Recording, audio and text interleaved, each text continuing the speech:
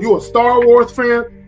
Because you'll be amazed at number one, that a lot of women might be into the shit that you're into, but you're so worried about her judging you that you don't give it half a chance.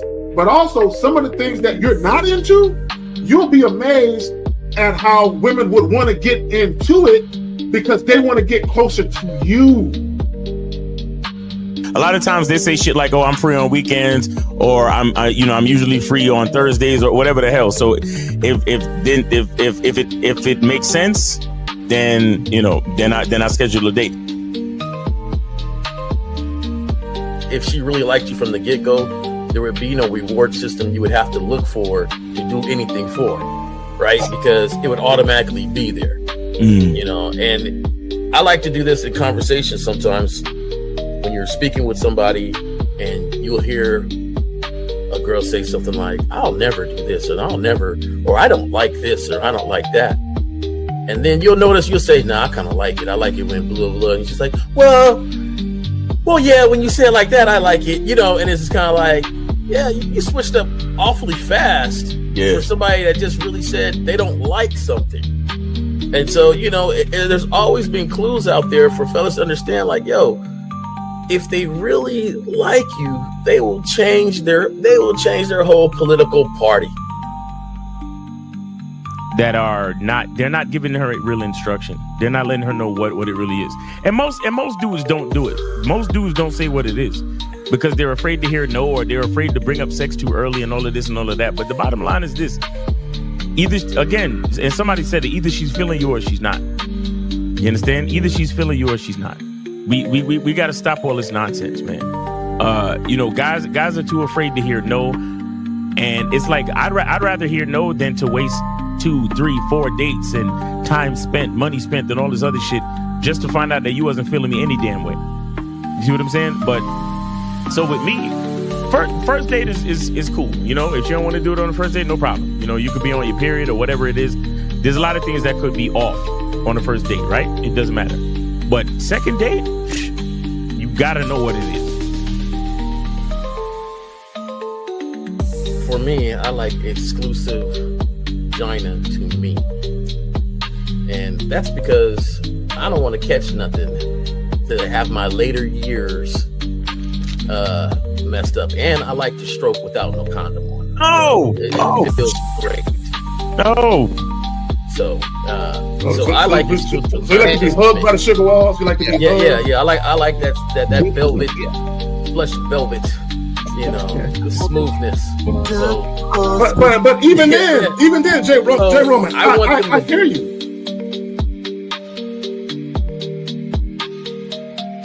He don't get up for nothing.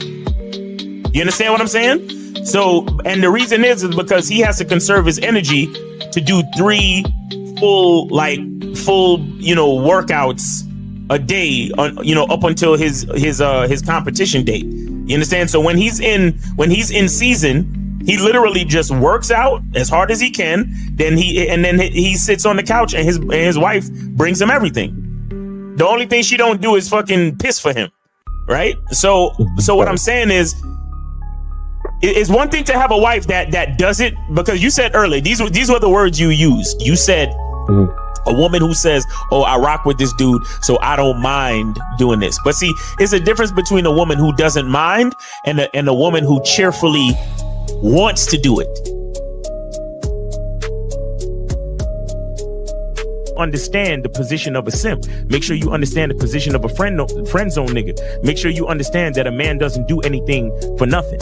You understand? So run the game, be careful, and do what you got to do. Mm-hmm. And that's right there, J. Roman. And that's the problem. Your main chick should always be prioritized over all the new chicks. Right? The new chicks should not get preferential treatment. Right? So what would make it difficult for a lot of women is if you're giving girlfriend treatment to the new chick. Right? So this is why when you very first meet women, you have to establish boundaries and parameters where they got to earn everything.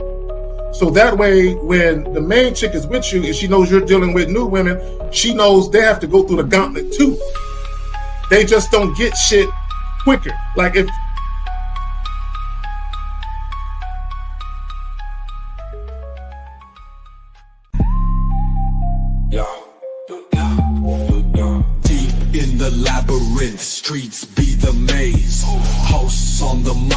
Kerry K set in the blaze, sagging.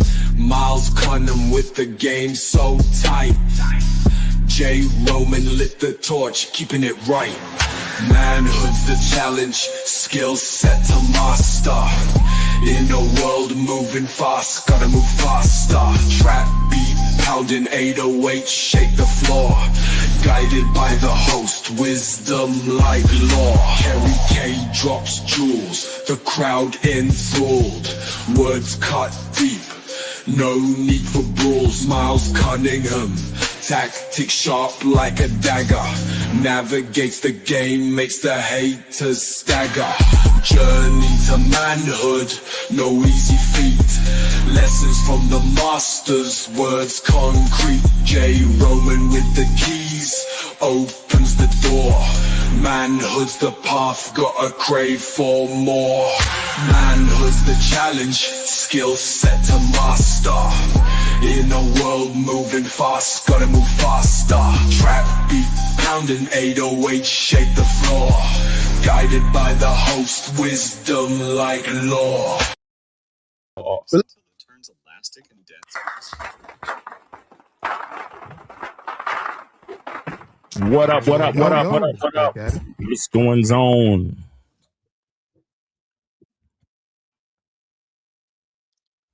What's good with it? What's good with it? What's going on with you, Miles? Chilling, man. Chilling. Everything's good. How you doing?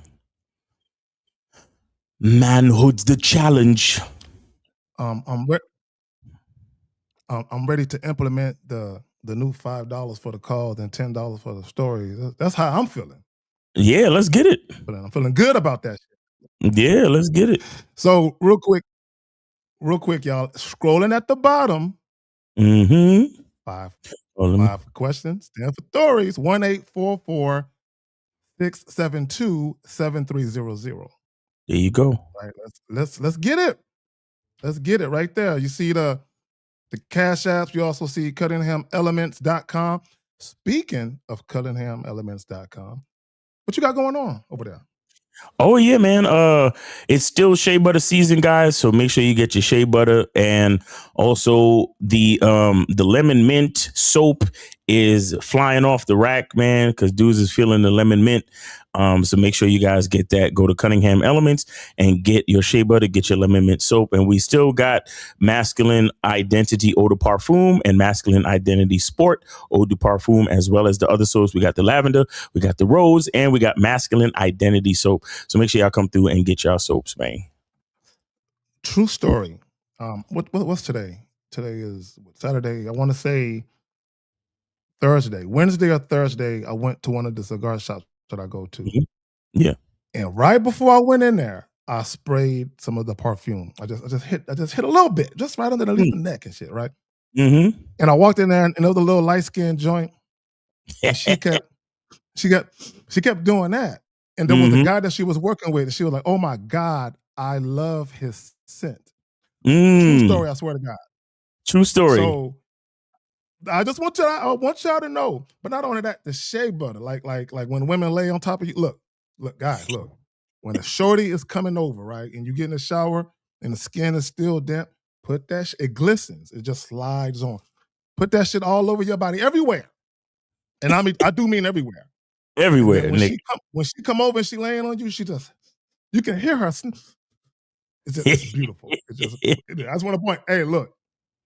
What you've done with the shea butter, Miles, and the perfume is real shit, bro. It really got chicks out here sniffing. It got them sniffing like a motherfucker. I just want you to know that. Appreciate you. Yes, sir. Yes, sir. Nah, it's a good cologne, man. I wear it myself. It's real good. And I always get compliments on it. So yeah, man. Yeah, get that. Y'all need to get that. Don't be cheap. You know what I'm saying? Anything of value requires a little more investment than you would do for some regular shit. That's facts. So I just want y'all to know that. So today we're talking about why most women should never reach girlfriend status. And what I'm noticing, Miles, is on the calls that we get, not only here, but on the Real Game No Theory joint, but also when you and Lucario, when you guys do your live streams, and when Steve and Lucario do live streams, I'm noticing a common theme where guys are literally rushing into serious situations with women. where they're doing girlfriend boyfriend things. And what guys have to understand, it should never be that easy for women to get that close to you. Women should never see any type of how you would move with a girlfriend or a wife. Women should not see those benefits. They should never see them early on. But not only that, they should never even see them in some cases ever. I don't care if you fucking a chick for 2 or 3 months, 4 months, or even longer. Sometimes that woman, she has not done the required work or the investment to see one little shred of what you would show a girlfriend. Facts. You want to speak to that, Phil? Yeah, no, well, look, number one, we got to value ourselves as men. We got to understand our masculine identity. We got to understand that, shout out to Renee P as well. We got to understand that having a certain position in our lives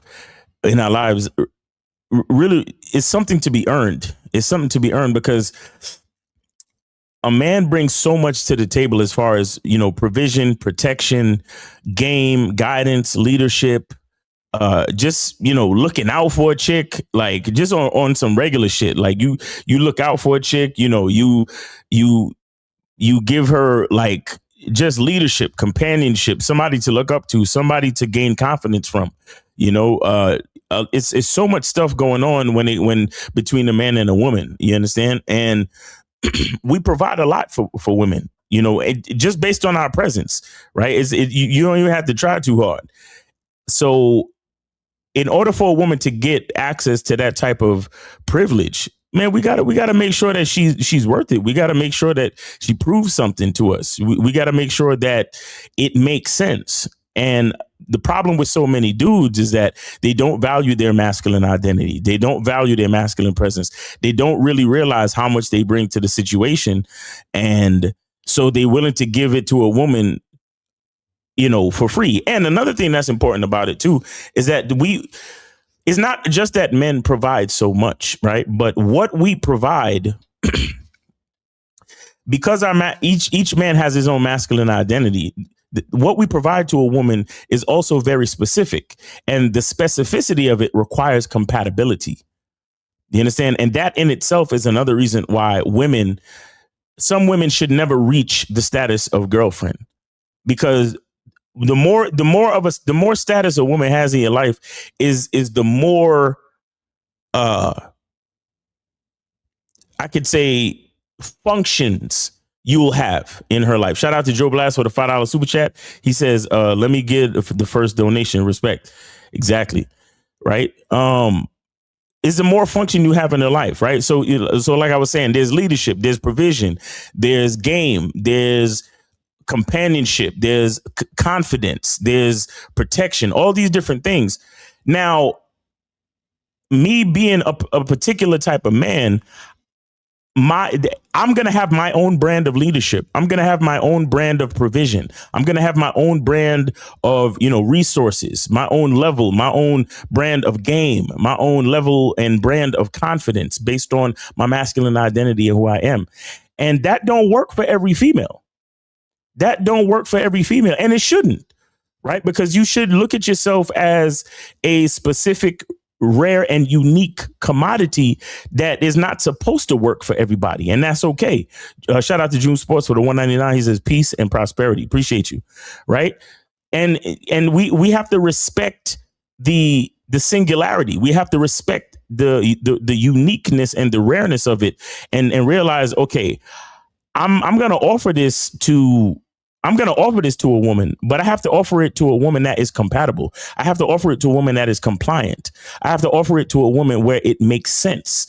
Now, if you just so the point I'm trying to make is that the more functions that you provide, right, is the more we got to have compatibility. The more it got to make sense. The more the puzzle pieces got to fit in a real way. So if you just running around, offering dick to a female, okay, fine. You could probably give dick to, a number of females. You know what I mean? A vast majority of females is fuckable, and you could just give them dick.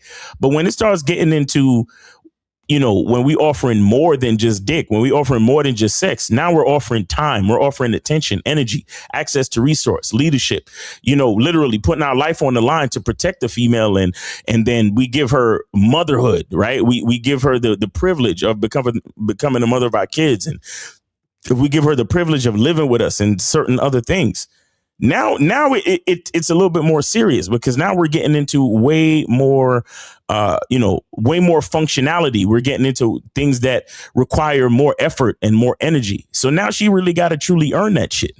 You see what I'm saying? So of course, not every woman should reach girlfriend status, and all of that is up to a man, because there's a lot of women out there.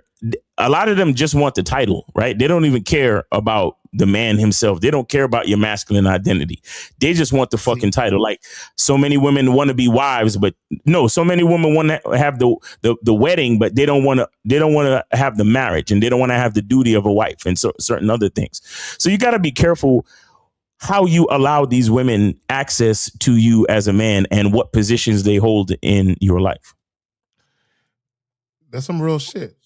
And guys, remember, and I see a question right there. I got you in just a moment, homie. Again, guys, the call-in line is open. 1-844. Damn, I forgot the number. I gotta wait for it to come back. Oh, right there. 1-844-672. I gotta remember this shit.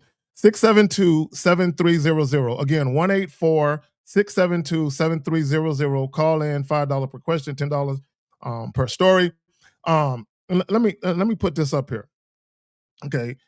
And I'm gonna do a joint, a pre-recorded joint talking about this. And I briefly talked about this before. I don't have free time. I have me time. Mm-hmm. Women don't get my time. I choose to share it. Meaning, I don't have time just to be dealing with women. No, I allocate my time. I'm very intentional about who I give my time to. So any woman I give my time to, she has to be moving in the direction that I'm moving in. Right. So even when we talk about why most women should never reach girlfriend status, there are women that you're just fucking, that they're not investing what they need to invest for you to give them anything more than just dick, right? And what happens a lot of times, guys are dealing with women, and yes, the women are showing up for sex. They're showing up to have sex, but she's not investing anything more than enough time to give up her body to you. So why would you then elevate her beyond just someone you're fucking, like it's a casual promotion? No, what is she investing other than her body for you to invest more than your body, right? So I just want to think about that. Let me add the homies to the joint. What's good, fellas? What's going on? Can everybody hear me okay? Yes, sir. Good afternoon, guys. What's going on?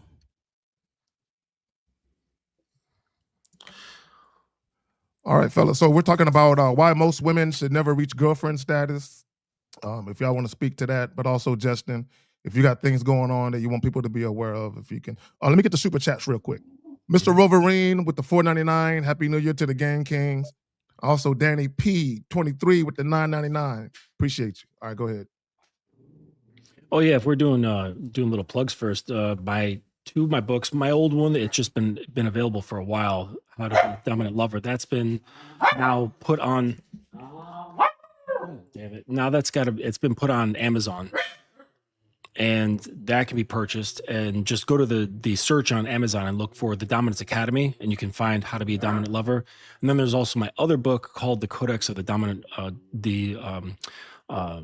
Codex of the Sovereign Order, and it's a book for dominance, and it acts sort of like a Bible, where every verse in it kind of has a thoughtful piece in it to kind of bring your mentality into the right space. So again, just go to Amazon and look for the Dominance Academy, and my books will show up there. More to come.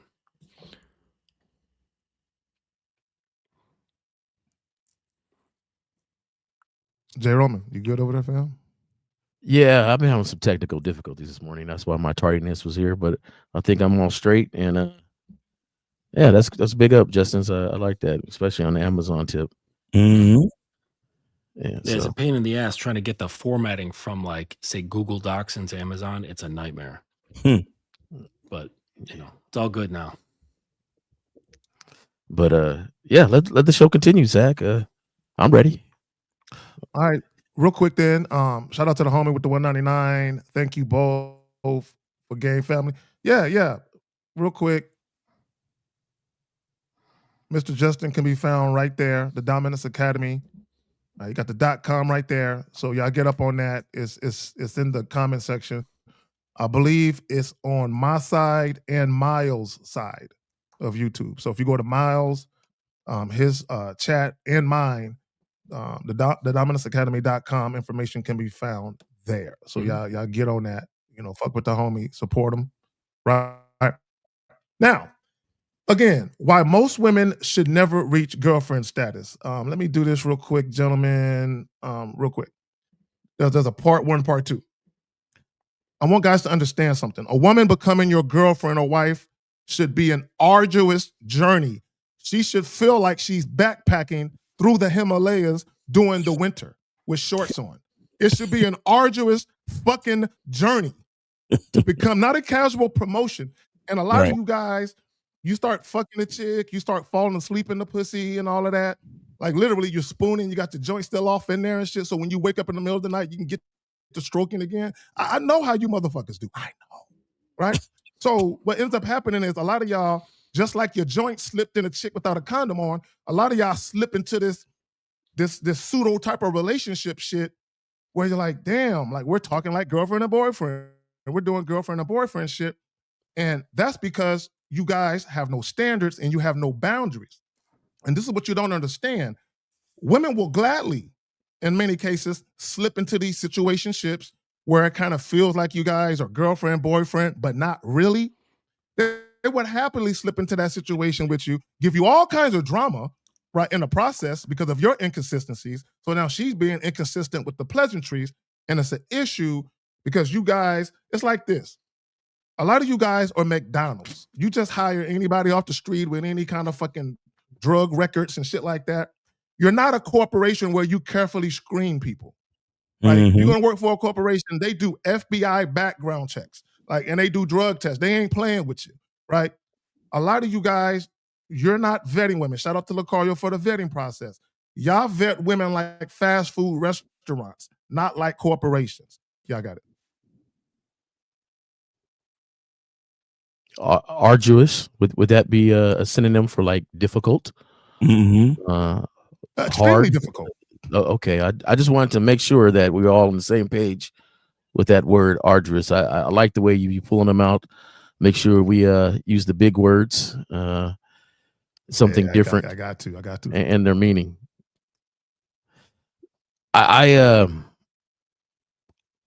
We've been talking about this type of subject for a long time. This is where most men get in trouble at, right? They go out, they see something sexy, they see something they like, or something that they're smashing on.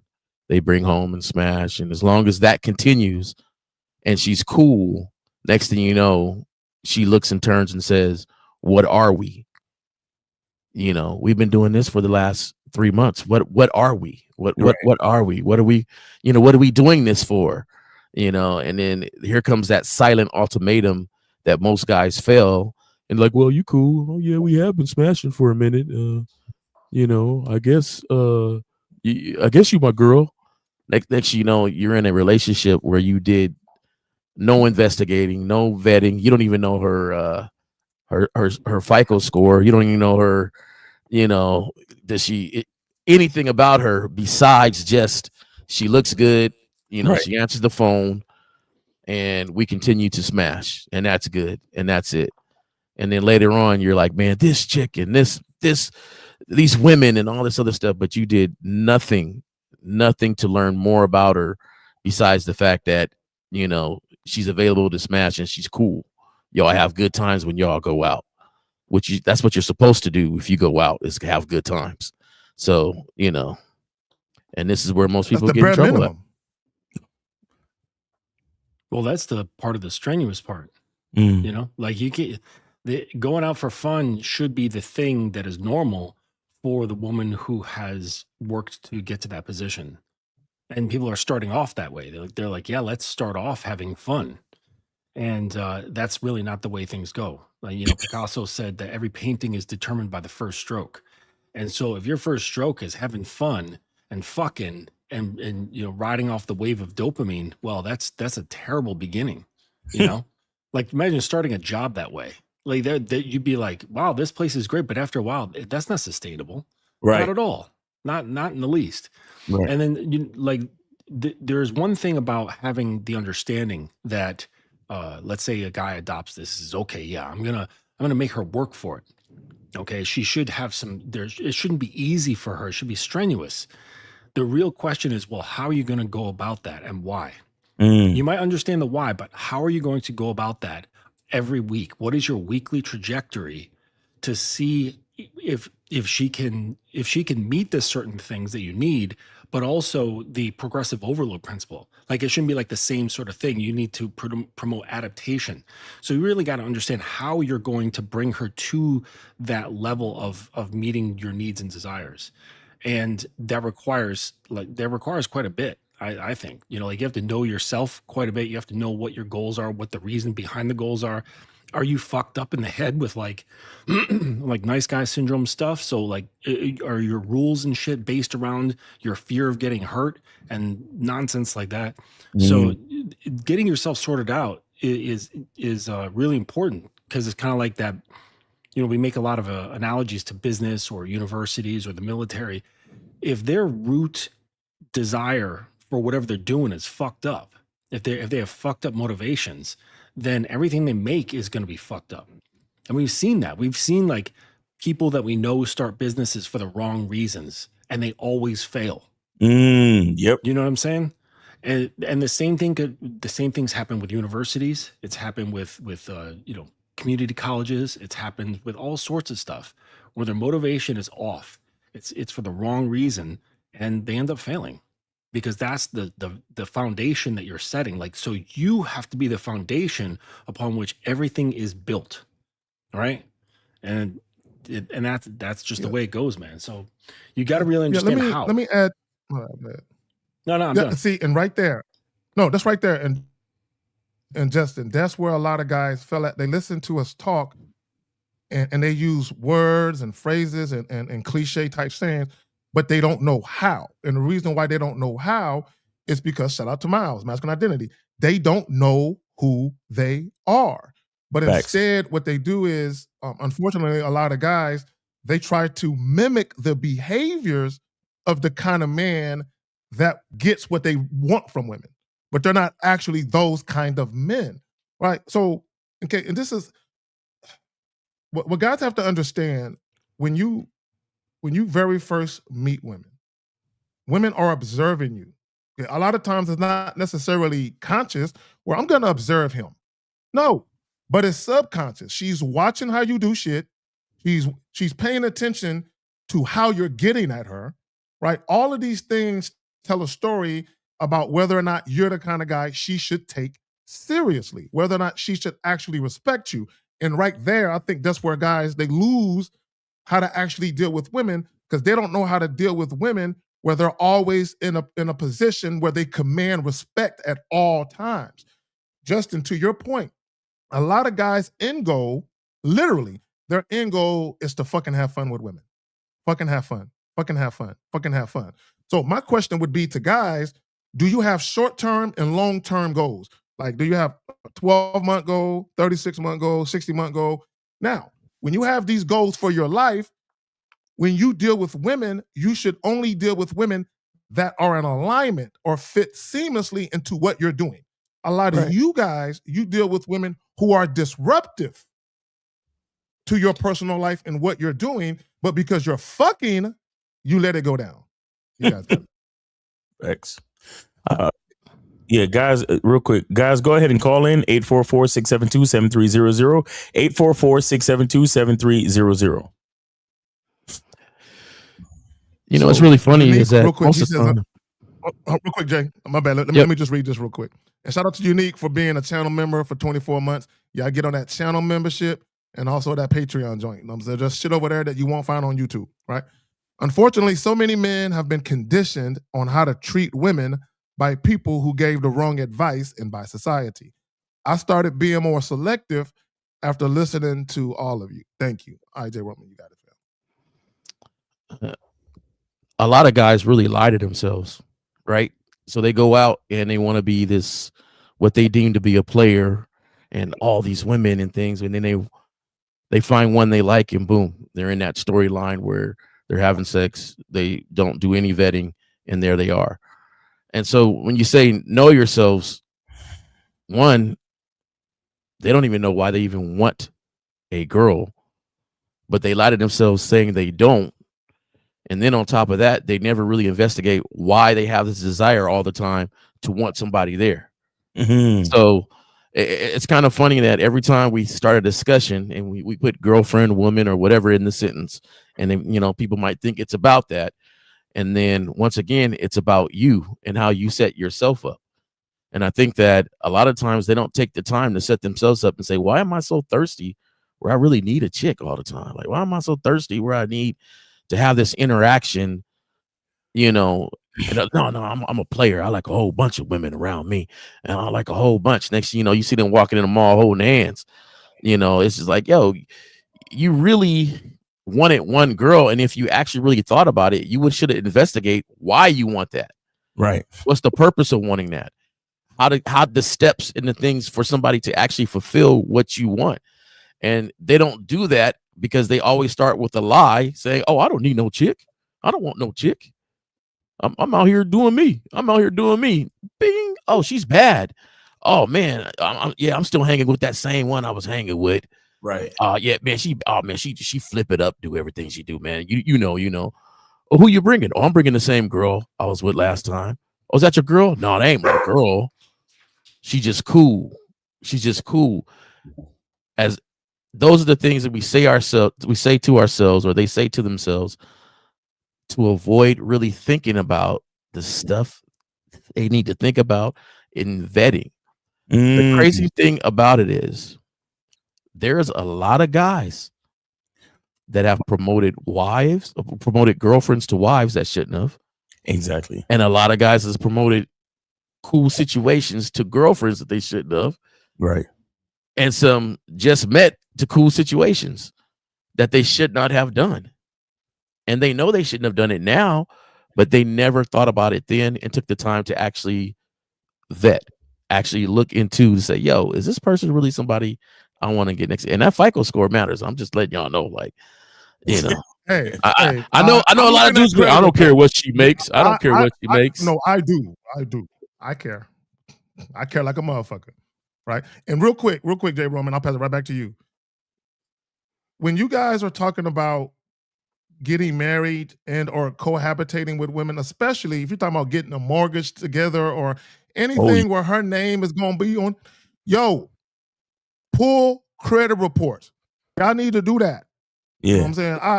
I will do that. Not just the joint with the STD test. You talking about taking off the condom? We could do that too. But definitely that goddamn credit report. Oh, I need to see that. I need to see the credit score, and I need to see your debt.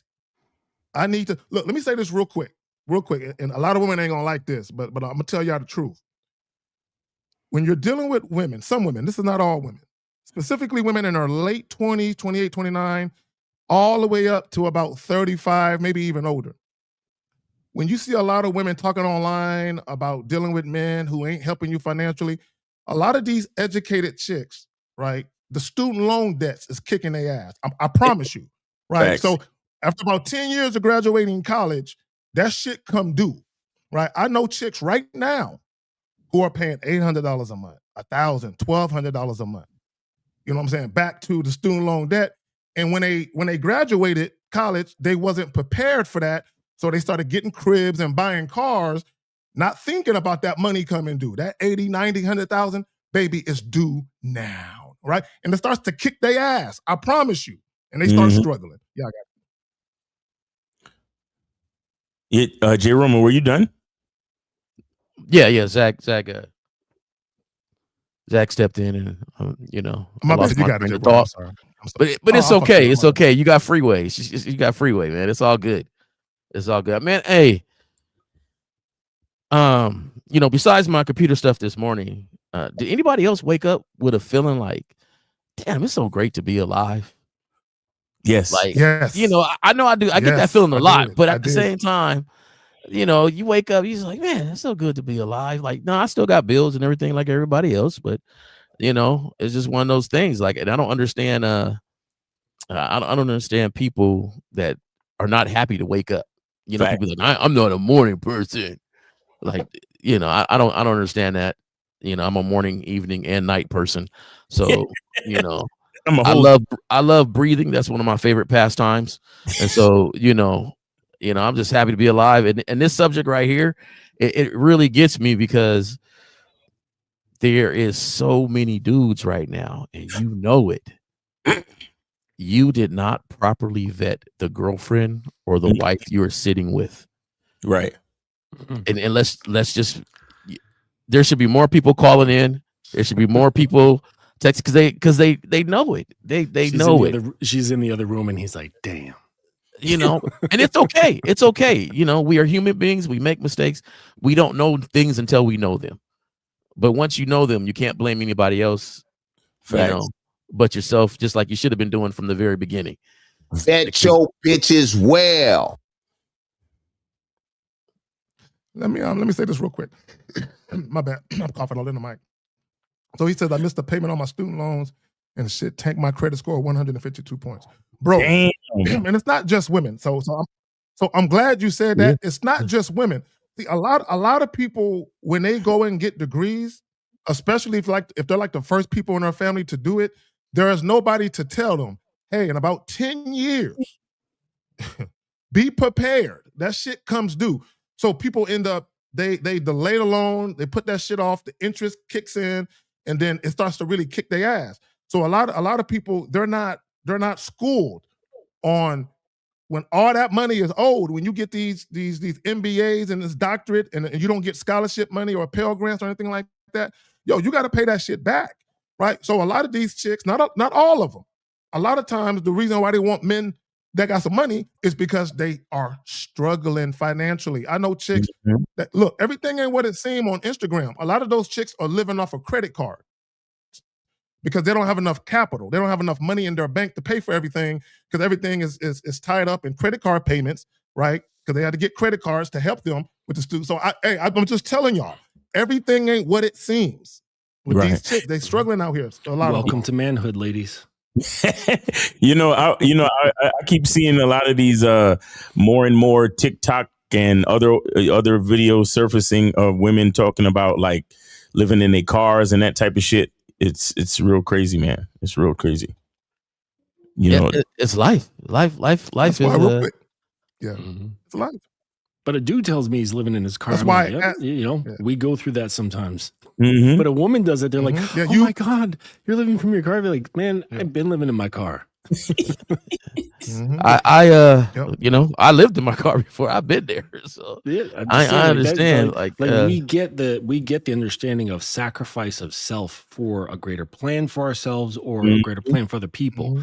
And just women generally aren't thinking in those terms. Right. You know, they're thinking about their own future and like that's just it. Or maybe no future at all. Right. They're just like, I want that. I want to tell people that I have a degree, that I'm doing this. And the funny thing is, I think it was a bit of a psyop. This is a little left turn, but I think there's a bit of a psyop promoted in the United States to get more women enrolled in school because there's going to be a huge fall off. Because there's a bunch of kids looking at school now, like kids, we're talking like 12, 13, 14 years old. They're looking at college and they're looking at the development of AI and they're like, wait a second. What do I need a degree in something for that's going to be run by robots soon? Yep. So, and then the universities knew this. I think they knew this. So they're like, wait, we got to get a big push before the university thing just falls off, where everyone's like, yeah, fuck that. Like for what jobs am I going to get this massive degree for? A PhD to sit on, but not only that, wipe my ass with? But not only that, they don't do the research as to that degree that they're getting. They don't do the research to, one, not understand what jobs are actually available once they complete the degree, but they don't do the research to make sure that those jobs will even be available with that same degree in 4 or 5 years. If you're getting a law degree, is cooked. You got to forecast 4 or 5, 6 years out whether or not you can even get a job with that shit. You got to do your research. A lot of people, they just go to school. Medicine is cooked. You said law is cooked? Oh yeah. Because you know how like let's say there's a case going on and lawyers are duking it out. Yeah. They gotta find like some like precedent that happened, say like 60 years ago, and it created like a precedent. They have to search manually through tons of files. And if they don't find it, that thing that'll help their case, well, fuck them. You know what I mean? But an AI can do that within seconds. Look through millions of cases within seconds and go, case files. here it is. You know what I'm saying? And so law is done. The best surgeon in the world within a number of years is going to be a robot. Like they don't get tired. They don't get sleep deprived. They don't have moods. You know, they just have precision. Like that's going to be the best surgeon in the world. You know what I'm saying? And they don't get high or drunk before they operate. Exactly. So the really, if someone's going to go for any kind of degree, I think it's going to be trades, because it's going to be a longer time, I think, before people are like, hey, let's replace carpenters with robots. Let's replace welders with robots. Like it's going to be hard to suspend a robot from a bridge to fix, the Manhattan Bridge with welding and shit. So well, they're starting to do stuff like that now, though. Yeah. Where they're starting to have these robot presses are pressing framing together instead of nails and stuff. They do this press now on there, and basically it's come out to all the specs already ready to frame up. That's in a facility. That's in the facility now. Yeah. Sooner or later it's going to be in the field. Yeah. I could imagine on rails these robots on a bridge constantly fixing it no matter what happens. Like it's one of those things where, with just what you're saying, I could see trade schools, which was normally cheaper than college, start to rise up and become more expensive than college itself. Yeah, and these white collar jobs, they're going to be out. like you don't need all those people on Wall Street. You know what I'm saying? Right. You don't need these like in these firms. You don't need all those jokers. It's going to be automated. Like the CEO is going to look at it and go, wait a second, I got 150 employees, and the lowest ranked dude is still walking out with 200,000 a year. I just get a couple of AI and do what everyone does. Fuck them. Like that's what's going to happen. These white collar jobs are out. Crazy. Oh my gosh. It's been real. But let's bring it back. Back to the task at hand. Yeah, back to the task at hand. It's been real. And that right there, real quick, as a side note, I just want people to understand that our depth of knowledge far supersedes just dealing with women. I just want guys to understand that it's deeper than that, right? There's way more things important than pussy. Let me say one more side note on that, Zach. It tends to a characteristic that I really believe men should have, and that's forethought. Right. So if somebody is in a certain job that they see AI is taking over, if somebody is doing something where down the line they should have forethought, like, hey, I might want to pivot a little bit to make sure I survive and make sure I can still provide, make sure I can still live. That is a characteristic of man. You have to have forethought and be a thinker and read. You don't have to be the most intelligent person. You don't have to be but look at some news, read some stuff. Think about the future ahead before it even comes, so that way you could be prepared for it. Yep. I'm glad you said that. That's why when real quick, when I graduated high school, I wasn't ready to go to college, and I knew I wasn't. But by the time I matured enough and got ready to go at 28, 29, my mentality was as such where I was researching shit. I wanted a degree in this, but is there going to be a job once I get this degree? But at 18, 19, I didn't have the forethought to think about that. Go ahead, Jay. Oh yeah, I just wanted to say, like, as this circles back to the interrelations between men and women, just as a warning for the ladies, you can tell he's not that kind of guy if she says, or if you say, what are we doing, where are we going, and he says, we're just going with the flow. I'm just going with the flow. That means he lacks forethought. He lacks foresight. He has no idea where he's going. He's going with the flow. He's like a leaf on a stream.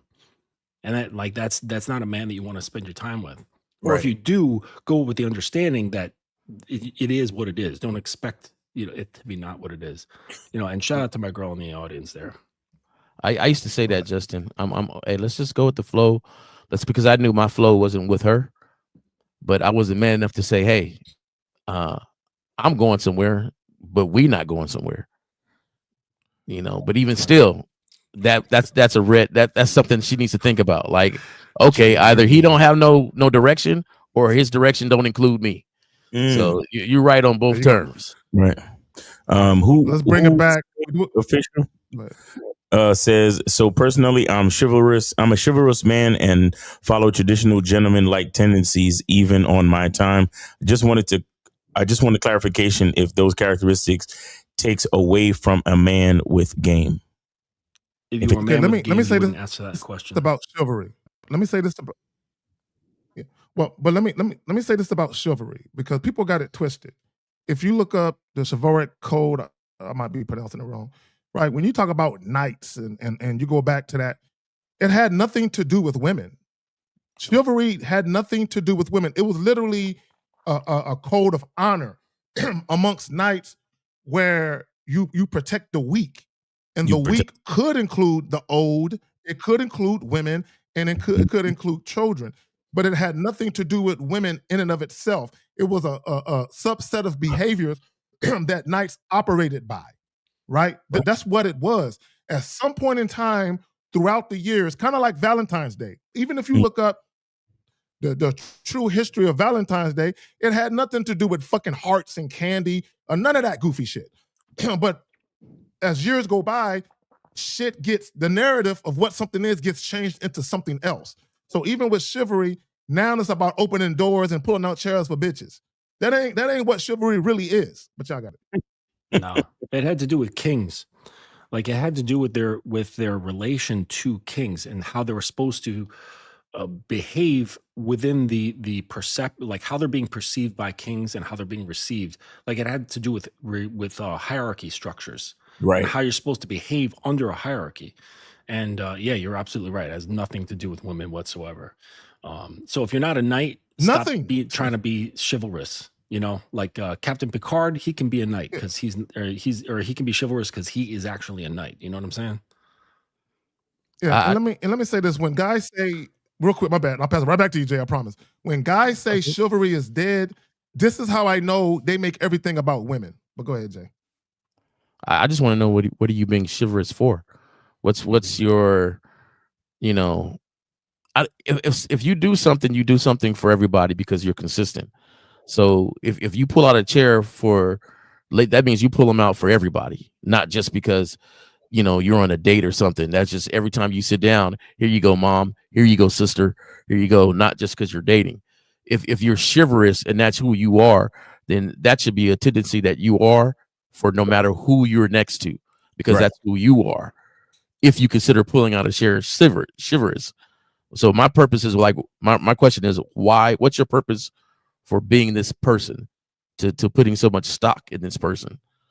That's what you might want to ask first and answer first before the question, because your characteristics of a man is something that you make up, but your consistency is what you need to have no matter what characteristic it is. Mm-hmm. Yeah, authenticity. So if you were living authentically, a man with game, then you wouldn't be questioning whether this behavior or that behavior should or shouldn't be done. And you wouldn't be asking other men if we think that you should be doing that. A man with game puts more stock in himself. Shout out to Steve, betting on yourself. Right. So I'm not putting chips to Miles or Jay, as much as I respect them, Zag, and much as I respect you fellas, but I'm not giving you any of my chips saying, what do you think I should do? You know what I'm saying? Right, unless I come to you like privately with something that I know you're an expert in, and I say, hey, listen, I want some advice, but it's not going to be characteristics of myself. Right. It might be something that I'm doing for sure, but characteristics of who I am, no. A man with game, he accepts that of himself, and he understands that is the truth of the matter. And then you're not going to be asking, is this okay or is that okay? I think what he's saying, though, is being nice, because I think that's what he sees being chivalrous as. Yeah, is being nice and kind in opposition to a man with game. Right. Does it take away from your game if you behave in a kind manner? Right. And I would say no, if being kind is part of your authentic nature as a man. Yeah. If you're doing it for other reasons, then yes, you're being inauthentic. You're being fake. Right. Because a lot of times. So I would say this. So go ahead, man. Real quick. A lot of times we do things because we expect a certain response from others. When you and that in itself makes whatever you do disingenuous. If you're expecting like some type of response or reaction, so oh yeah, I'm gonna open the doors. Like I've seen we've seen this from time to time, or I've seen this in public where, or you've seen this on social media where the guy will hold the door for the chick and the chick will just walk through the door and then he'll say some shit like, well, you're welcome, bitch, or some shit like that, and it's like. So you held the door because you was looking for a thank you, right? If you're gonna be chivalrous and hold the door, just hold the fucking door. And whatever, if they say something, cool. If they don't say anything, then it's fine. You held the door because that's what you do. You understand? I opened the door to make this to allow the person to walk through the door, unobstructed. And I created that reality, and that's what it should be about. It shouldn't be about anything else. But a lot of the times, we do things because we're looking for some type of reciprocity. When you truly know who you are and you realize how unique and rare you are, you realize that reciprocity is almost impossible because I'm the only person that can give what I give. So for me, looking to get something back from others, exactly what I give out, that's actually is foolish because I'm too unique. So why am I looking for anything back? I should be focused on creating the reality that I want to see, and that's where it stops. But also, I will say, and to your point, Miles, because you have guys, they only are quote unquote chivalrous, and I'm not saying who's their official, but a lot of guys, they're only quote unquote chivalrous to women they want to fuck. Exactly. So yeah. Exactly. The mere fact that you're only being that way with women you are attracted to visually that you want to fuck shows that you're a disingenuous person and you're not really kind. You're not really a kind person, right? Because, and this is how you know it. Anytime you do something for people, and like you said, you don't get reciprocity and you get angry about it, that means you did it you expected something in return. There's been plenty of times I held the door open for all kinds of people, men, women, children, and they just walk through the door and don't say shit. But as irritating as that may be, guess what I still do to this day? I still hold the door open for people. If I'm in the elevator and the motherfucker's trying to get on and I see them at the end of the hallway and they're trying to run, I'll hold the door open. I don't care if it's a man, woman, or domestic pet or a child. It depends on if I'm in a hurry. If I'm in a hurry, fuck that. Pressing that door close button. If I'm in a hurry, I'm closing the door. Yeah. Or if there's a bunch of kids, if there's a bunch of fucking kids or a family, I'm pressing. I don't want to be in an elevator with this family. I'm pressing the door. Yeah, I'm pressing the door. Yeah. But we do have another question. I want to know how chivalrous he is too, though. Right? Like, are you chivalrous enough where you saving women from their own bad behavior? Where you let them know what's going on? Like, hey, don't do that. Like, when does the chivalrous, how much entails in this chivalrousness? Because to me, chivalry, chivalrousness. I got a question based off of what you guys said. So, do you guys think that there's a number of dudes who are doing this because what they do, they want? So it's like, I want to see this. I'm not receiving it, so I'm just going to do it myself. And they're just hoping that that's what's going to come back to them. So they just kind of like fill it in. Like I know these guys who are like, I know this husband, who he really wants to be touched by his wife, right? He's in like a dead bedroom situation. So he's always offering massages, but what he really wants is touch. But since she's not touching him, he just makes up this like, oh, I like to give massages bullshit. And because that's the only way to create that point of contact. That right there. Okay, that's him trying to manufacture something. It's kind of like what women do with romance, right? So, and this is no offense to women. I know what the fuck y'all are doing. It's kind of like even when a woman pays for a trip for you, she tries to do it from the vantage point of being romantic because she wants to enjoy you enjoying you, if that makes sense. So for a woman, like for instance, it's your birthday, she pays for a trip. She's gonna do it in a way where she's manufacturing what she thinks is romance out of it, not understanding that the man is the one who really set the tone for that kind of energy. But sometimes women will try and manufacture that themselves.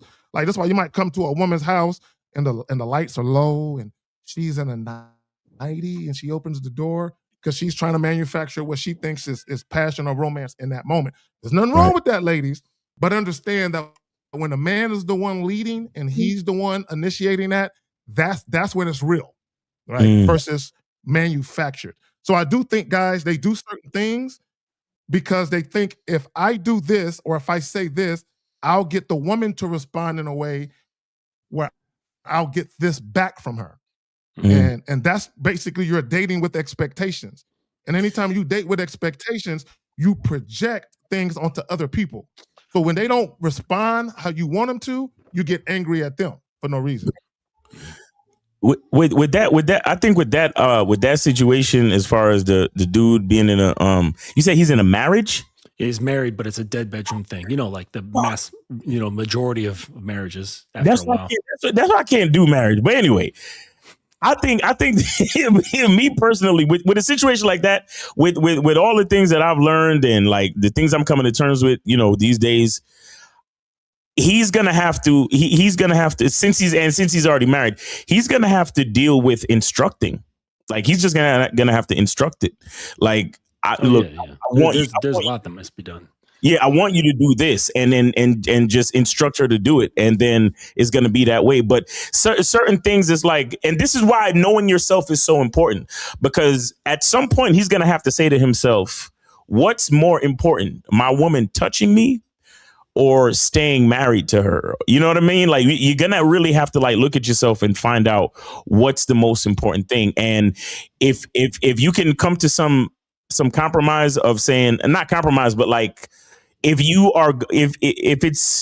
instructing her to touch you and then her touching you allows you to keep the marriage going, then keep the marriage going. But at this point, the way I see things, it's like, and I've been doing this for a while, where I've been trying to do things to give myself like credit. Do you understand? Like I'm trying to stack brownie points and shit. And I think a lot of men do that because I'm guilty of that shit. But when you realize that that's not how anything works, because all right, and I'm gonna just put it like this, and then I'll give it to y'all. The thing is that the value that we provide to the world, sometimes we try to dictate how the value and the blessings come back, and we cannot. We cannot control how the world blesses us back, how the world provides value back to us. We can't. You see what I'm saying? And it took me a long time to come to terms with that, because I thought maybe I can't control how value comes back to me from the rest of the world, but I should be able to control how value comes back to me from the people that I love. And even that is not even real. You see what I'm saying? So it's like, so with your guy, is like either he has to deal with instructing her and making it happen because he has to try to create the reality, or he has to like really like ask himself what's most important to him. There's another angle too, let me say this about that we can look at. Real quick, J. Roman. Let me throw this in there because there's a delay. So when I spoke right after Miles, it spoke. So my bad. Miles, don't say nothing. Miles, let it go. Let it go, Miles. I know we talked about this. We gonna work through this, Miles, some way, somehow, one of these days. Anyway, real quick, just keep going. When I hear you talk, just keep going. Because I know the delay. Yeah, but the delay makes it seem like I'm interrupting you, but I'm really not. But anyway, my point is this: to what Justin is saying about his friend. What he's saying about his friend. See, whenever I hear guys are in sexless situations or where women are bartering or rationing the sex, the first thing I ask them is, when y'all first met, did she make you wait? Did she try to withhold sex? How soon did you fuck? Right? Because that oftentimes is tied to what's happening now. But y'all got it, my bad. And that goes to the title, why a lot of women should not reach girlfriend or wife status, for that matter. Yep. Yeah.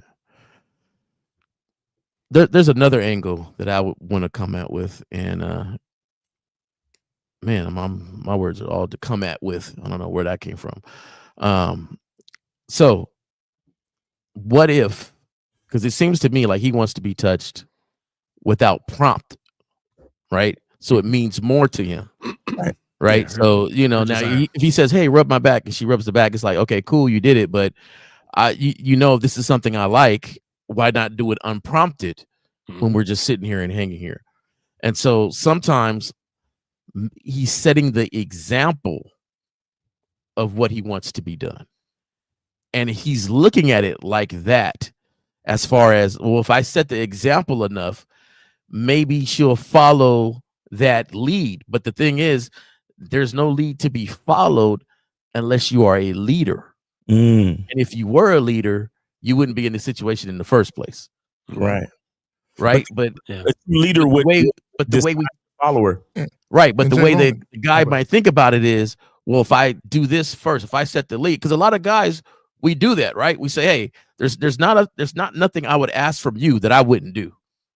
Right. And so let me show you that, hey, something spilled on the floor, I cleaned it up. I expect that from everybody, not just from me. Right. So I set that example.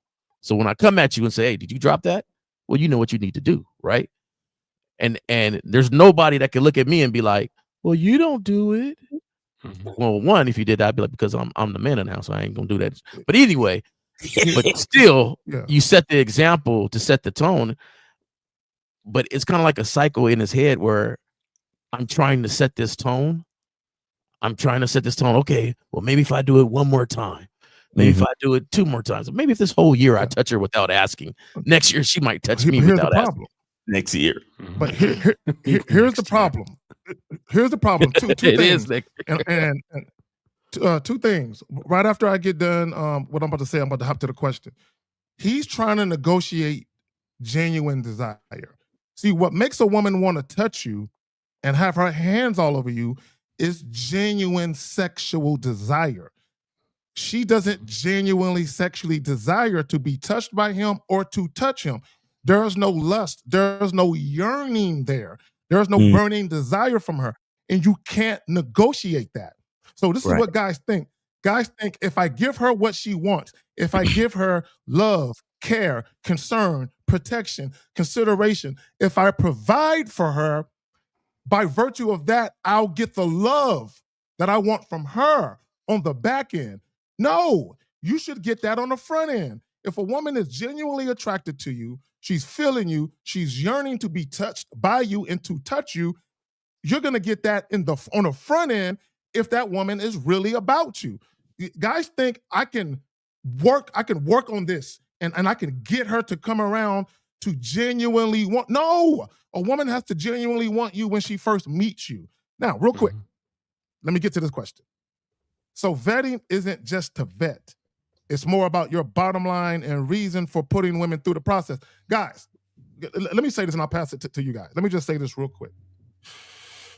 This is why if you're actively looking for a girlfriend, you're fucking up. You should never even think of a girlfriend or a wife until you, number one, you know exactly who you are and you start to plot out your life, right? You start to set goals, right? You should have that shit already established. And then as you encounter women, as you begin to deal with women over time, and women begin to show you that they're worthy of you looking at and be like, you know what? I like the way she's showing up for me. Then you can consider looking at her as someone you might want to deal with seriously. Y'all are meeting women and off the bat, y'all are already, I fucked her twice. I like the fact that she likes me fucking her. I think I'm ready to make this shit happen. Y'all got it.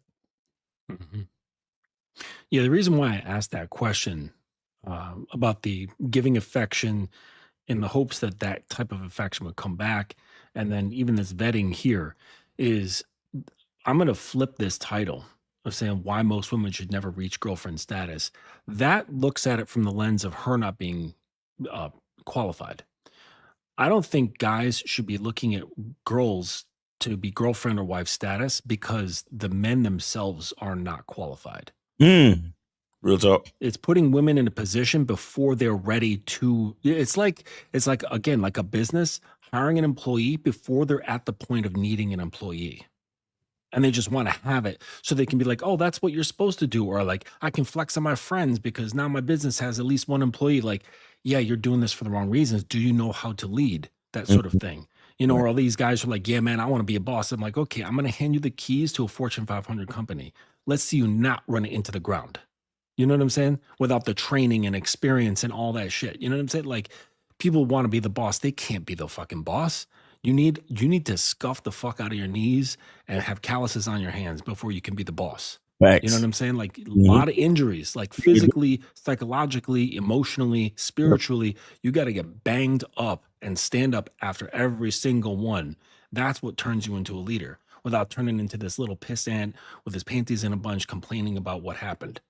You know what I'm saying? Right. Like for all the people that are truly successful in whatever realm, you know, but whether fitness, business, relationships, or whatever, it's always been with the idea that I'm going to fail more than I succeed. But when I do succeed, it's going to be built upon numerous failures that I've learned from, you know, and those are the ones who are going to be able to determine whether a girl can reach girlfriend status. Not these guys who are out here watching YouTube, learning isms from this person and that person and piecing it together going, oh yeah, right. So I should have this mindset that I need to qualify for girls. But like, where's your experience? Like, how many women have you interacted with in your life? You know what I'm saying? To really embody that sort of mentality, you know, like it's easy to listen to CEOs talk about how to run a business, but like, how many have you started and failed, you know? And to get to a point where now you understand all the pitfalls, you understand your own personal problems when it comes to leading, and you've fixed all those things, and now you can run something very well. Well, to your point, this is why a lot of guys meet chicks and they run that situation into the ground. They don't know what they're doing. So, you know, even like, again, some of the calls we used to get until we started saying that you got to donate for the Man Has a Skill Set show. Now motherfuckers don't want to call. But anyway, a lot of the calls that we used to get, right? Motherfuckers would call in, right? And this is what guys, let me just go in a different direction. This is what guys don't understand. When you're dealing with women, the longer you deal with women, and also depending on what you introduce, you're bound to have her emotions come into the equation. Her emotions are gonna flood the perimeter, right? And most guys, you're not ready to deal with that. You're not ready. It's kind of like being a leader of a football team or a basketball team or something like that. If you're not a leader of men, you're not gonna be a good coach.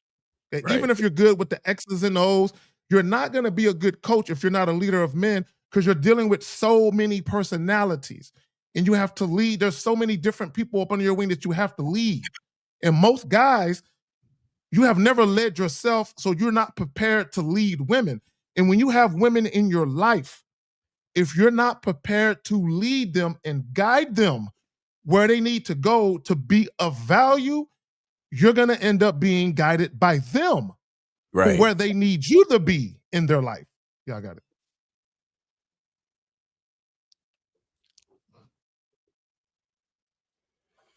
All right, we got any questions? Any more other questions?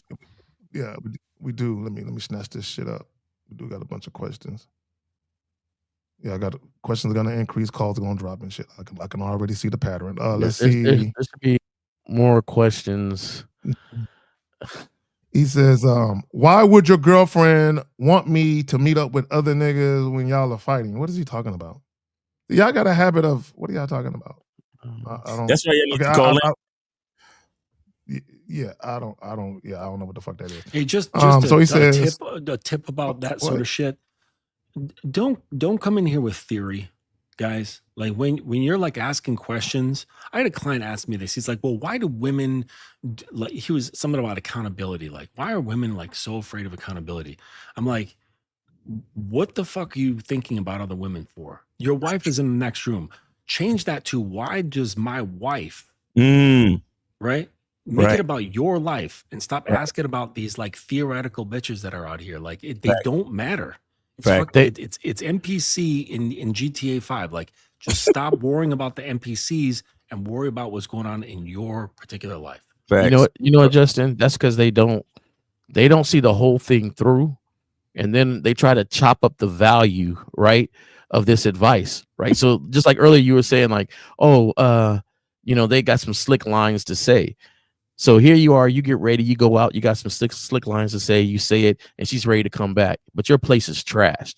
You didn't even think you would get her back. to your place. You're not prepared for anything. You're not prepared for you rode with your buddy there. You don't even have a car to get back. And that's the type of stuff that we're talking about. Like, are you really ready for whatever situation that you are trying to create? You only seen the tip of the iceberg on what it could be, but yet you didn't even study on how to do anything else. And I think that's where the example is that you rode with your buddy, your house is dirty. You got to knock on the door to get your roommate to answer, but you ready to bring her back to your place. Mm-hmm. Like, it doesn't happen like that. You got to prepare. The air mattress isn't inflated. Yeah. Oh, excuse me.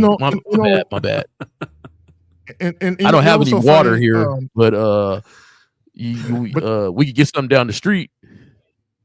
No, but most guys aren't prepared for prosperity. They're not prepared to win because they never look at themselves as winners. When you look at yourself as a winner, every decision you make, every choice you make is from the POV or the vantage point of a guy who thinks like a winner.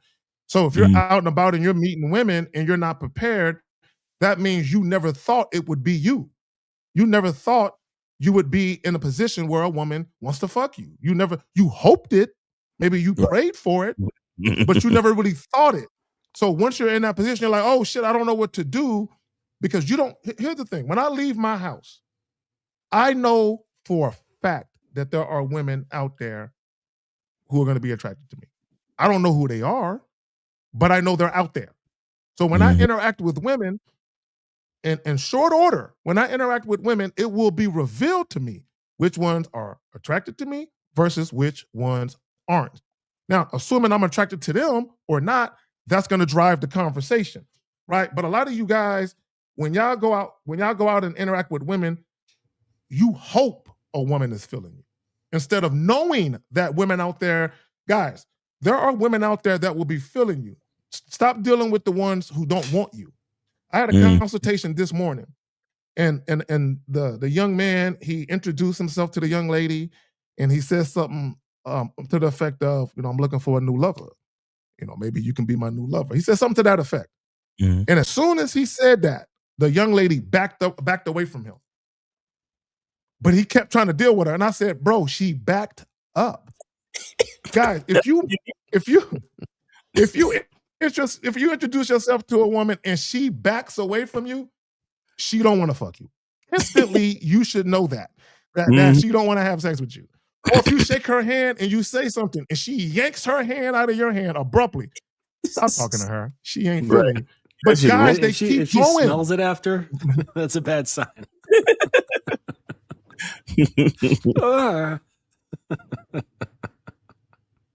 Yeah, it's like animals. Like the symbols are really simple. Like you go up to a dog to say hello or something like that. It's like your buddy's dog, and the dog's like, "Hey," right. It's like, don't continue trying to get with that dog. Like, watch its behavior and respect that it doesn't want to be near you. Right. Thanks. Yeah, but even babies, like if you try to pick up a baby might just look at you like, "Who the fuck?" Like the baby's almost like, who are you? Right? You see, exactly. Instead of the baby reaching up for you, babies will even show you they ain't feeling you. And I want to say this too, like the real mulatto. See, a lot of you guys don't really understand what seduction is. A lot of you guys, the average guy, he thinks that seduction means to somehow persuade or influence a woman or change the woman's mind. No, seduction has more to do with enticing someone who already wants to do something. Do you understand? Because thank you. When even because every woman, she'll meet a guy that she might want to fuck, but she's still debating because she's like, oh, he might think I'm a slut, or my homegirls might think this, or what if this happened? What if that happened? Or there's that other guy I might be talking to, and what if he finds out? So she wants to do it, but she might be saying no in the moment because she's thinking about all these other things. Seduction would be to let her see the reasons why she should, especially the big reason that she already wants to, right? And then so you make her aware of that, and you also show enticing details about the offer of sex or whatever it is you're trying to get her to do. So that's really what it is. So for example, I'll give you an example. When they put when they put like a fast food commercial on television, right? They already know the average person wants to eat the burger, right? But if you've seen the behind the scenes of a lot of these commercials, first of all, the burger looks nothing like what it looks like when you actually go to the fucking restaurant to buy it. It's like womp womp when you get it at the store. That's number one. So, but what the commercial is, it's a seduction ritual. Why? Because they make the burger bun plump and full. They literally soak the slice of cheese in warm water so it can melt over the side of the meat patty. The meat patty looks like it just came off the grill, but it's really just glazed in oil and shit. And they squirt the ketchup and the mustard in certain strategic places. They drop the pieces of onion perfectly, and then they put the fucking thing on a fucking rotating conveyor belt, and they do a close up and a slow motion shots of the heat rising off the top of the meat patty and the fucking fire. You understand? There's so many different like shit. I'm talking about it, and I'm getting this burger about to be good. He get hungry. Salivating, right? He's teasing himself and shit. I ain't even had my first meal yet for the day, right? So again, it's about enticing you to do what you already want to do, because look, this is America, right? We know that the majority of people that are going to see this commercial want to go have. Look, Mr. Justin just left to go get a burger just now. So, we already know that the majority of people want to eat fast food because that's what the majority of the American public does, right? Mm-hmm. So it's just enticing you to do something that you already wanted to do. And this is why certain commercials come on during certain TV shows and certain times of the day, like old, game shows. They show a lot of commercials for medication for old people and shit. So again, it's strategy, and it's doing things that we know that you already want to do. We're just enticing you to actually pull the trigger, make the decision. But you guys looking at this seduction shit, you talking to a woman, and like we said, you go to shake her hand, or you say, hey, I'm looking for a brand new lover, and you look like you could be that type. And she pulls back and goes, ew, I'm not interested. Or I have a boyfriend, or no, I would never. You think seduction is about saying something, doing something to force her to change her fucking mind. No, that is harassment. That's harassment and fucking harassment. and sometimes could be considered like assault. So you got to be careful with this shit. Seduction is, and this is why we try to teach you guys about noticing the social cues. Like when Lucario and I tell you guys to holler at 25 women a day, it's really about practicing to understand the social cues, the body language, to know when a woman is not feeling you and to know when a woman actually is feeling you. You got it. To me, he has like exactly. Let me say this. Go ahead, Jay. Go ahead. No, it's just, to me, he has like 4 different. I'm really struggling with seducing. Do I seduce from the moment I meet her on the first date? That's letting me know you don't know what seducing is. And then I was raised not to be too aggressive. Where does aggressive come in with seduction? Like and go with the woman's flow, and then go with women's flow. Absolutely not. So what the fuck are you talking about? Seducing somebody is not. It's never aggressive. Right. I don't think guys really understand what aggressive is. Like when I look at a woman and, I slowly push her against the wall, I'm not being aggressive. Yeah, it's not aggressive at all. I'm not being aggressive. There's nothing aggressive about that. That is, you can say you're being assertive and passionate. Most women love the monstrous energy. Yeah, if she's attracted to you. If she's attracted to you, right? Exactly. Let me say this, right? And scrolling at the bottom, I have attraction notices, desire moves. To your point about the burgers, Miles, a vegan is not going to see that commercial and be like, I want a burger now. Right, exactly. That's not what's going to happen. Yeah. So somebody who is a meat eater, especially if they like beef, they're gonna see that commercial, and not only are they gonna say, "I want a burger now," but I want that specific burger. Yeah, So, exactly. so when we talk about seduction, see, a woman can be at a club, at a bar, or even sitting at home, and she can say, "I'm kind of horny. I want some dick tonight." Right? But the question is, do she want your dick specifically? Like she can choose another man's burger, but she wants your burger specifically. So when we're talking about seduction, right? We're talking about attraction notices, right? And desire moves. To your point, Miles, when you seduce women, the attraction is already there. Right. What's making her move towards you is what you're saying to her. So the attraction is already there, but her desire, like in a real quick example, and I talked about this in the live stream I did yesterday. You might have a woman that you meet at a spot, and she's the designated driver. She drove her girls up there. She got to get all of them home. So she would love to leave with you right now, but because she drove, she got to get her girls home safely. So it might turn into a situation where y'all got to do it another time. Or you can tell her, well, look, here's my number. Why don't you get your girls home safe? And then call me. On your way home, when you get that feeling like you want a warm body next to yours, utilize that number. So she might be thinking on the way home, she might be right awake like, damn, he got me thinking. I'm not ready to go home and go to sleep. He got me thinking about putting his warm body next to mine. Right. That in a way is seduction, just a very simple understanding.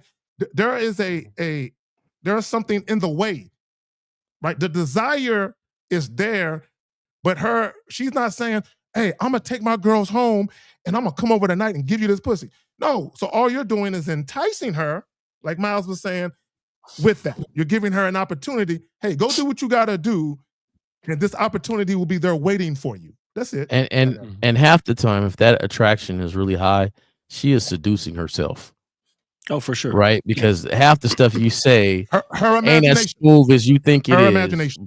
But it's okay because you're the one saying it. I have a buddy of mine. Later on, we became friends.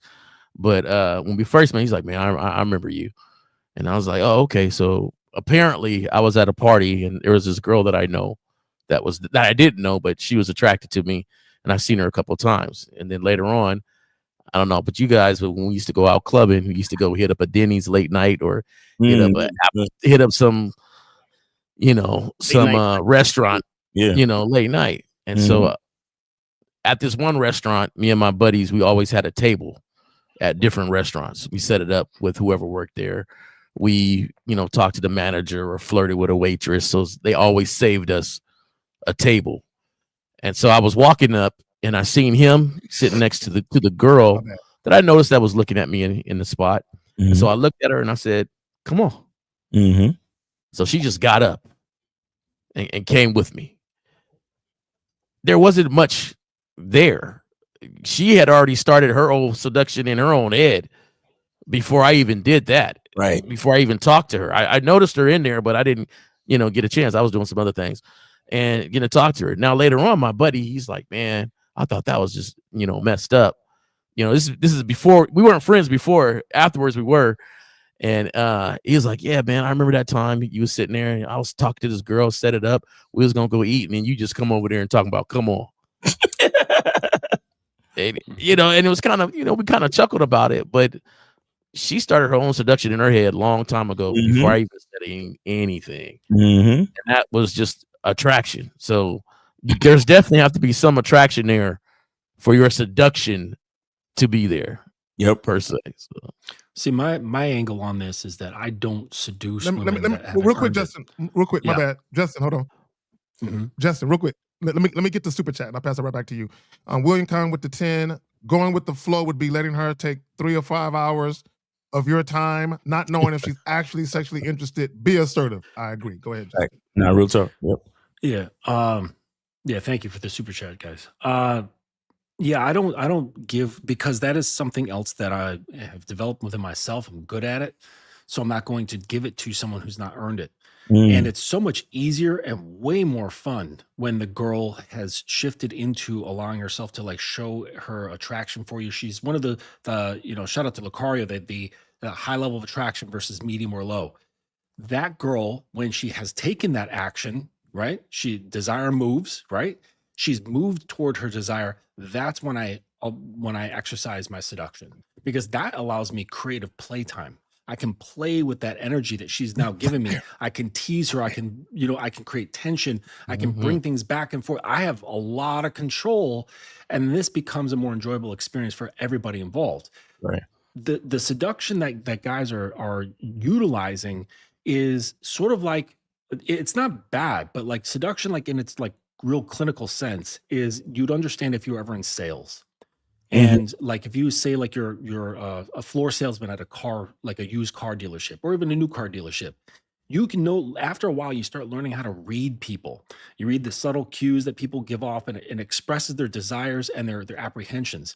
And you can see this guy, and he's like, he keeps coming back to this car. He keeps lingering on this car. You can tell that he's like being pulled by it. And then you start sort of like probing him, like, hey, you want to take a seat?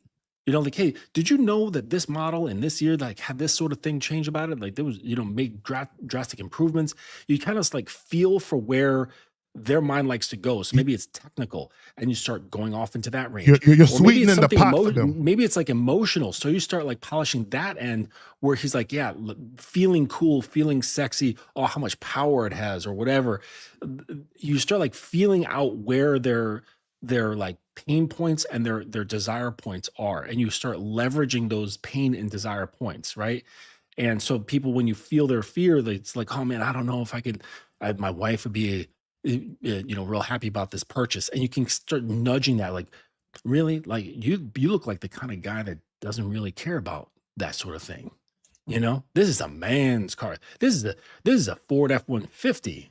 That kind of man, he's not really too worried about what his wife thinks about what happens in the bank. Right. And so you could like start manipulating. So it is taking their desire and then molding it into a shape to get it where you want it to go.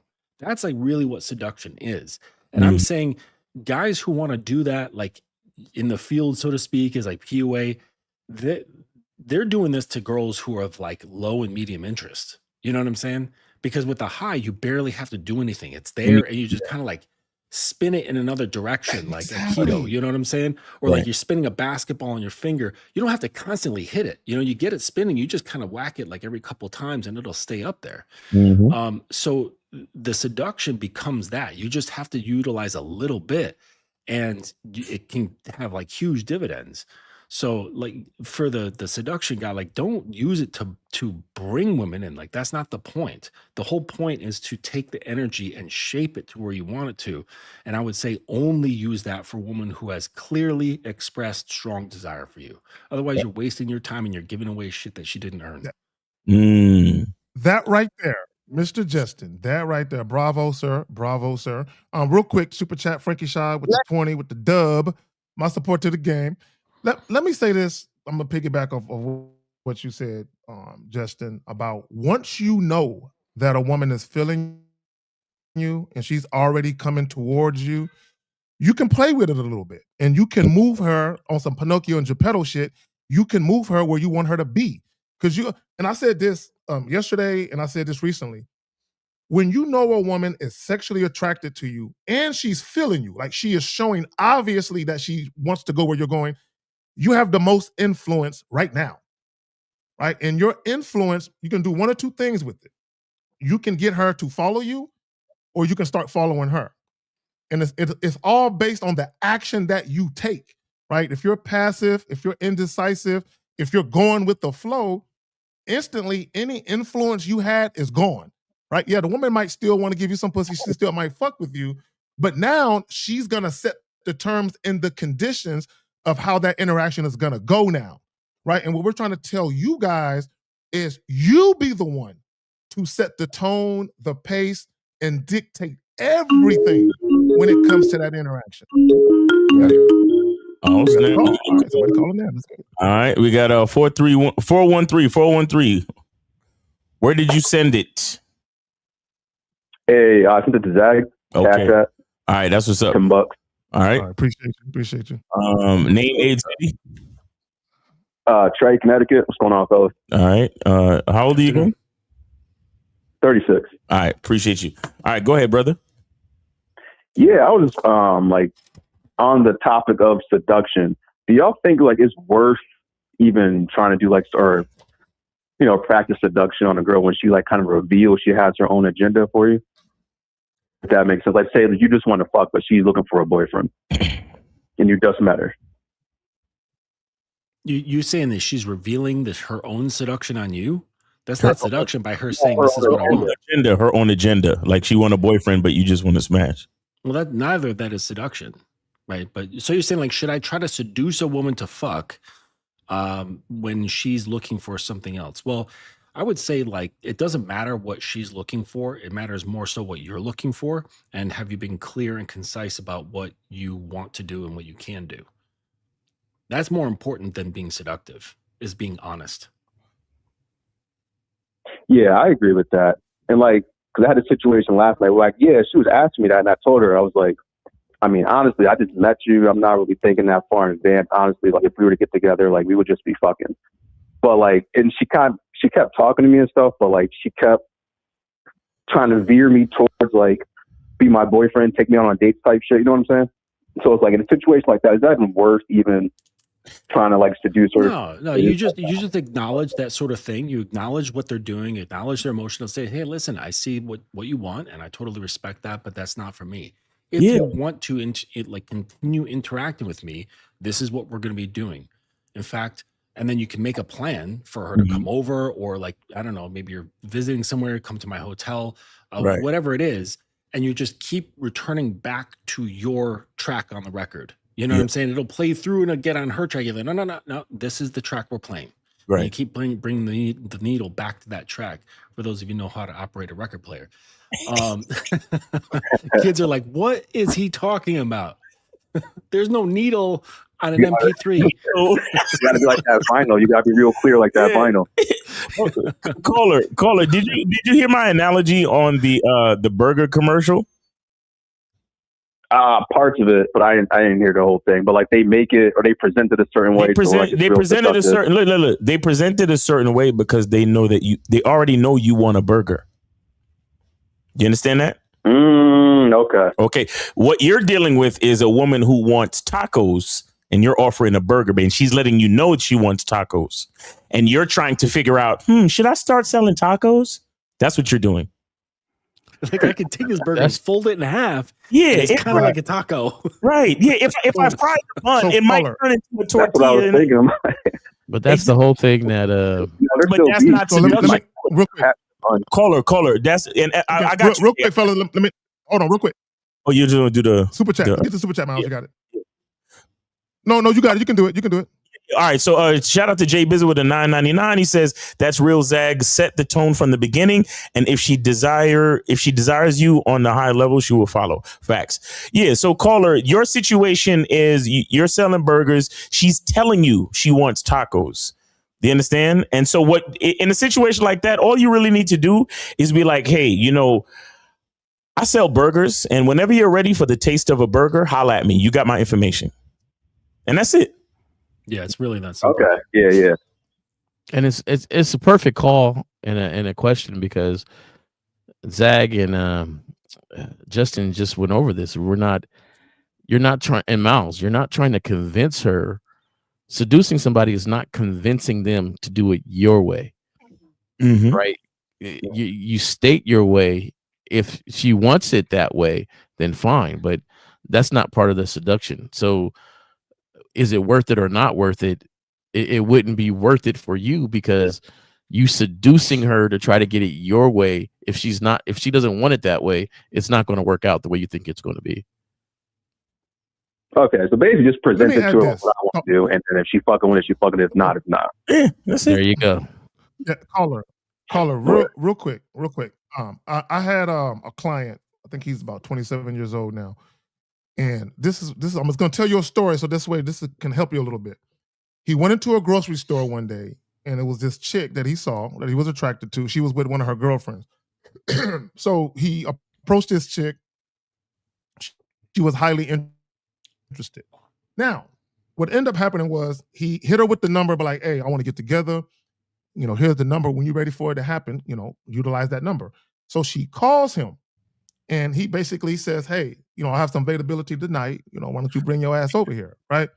So she responds to him, oh, I'm looking for a little more substance than that. Yeah, so I'm gonna need a little bit more than that. And then he responded to her, well, all I got for you is dick. So when you're ready for this, dick is here. Right? Something like that, right?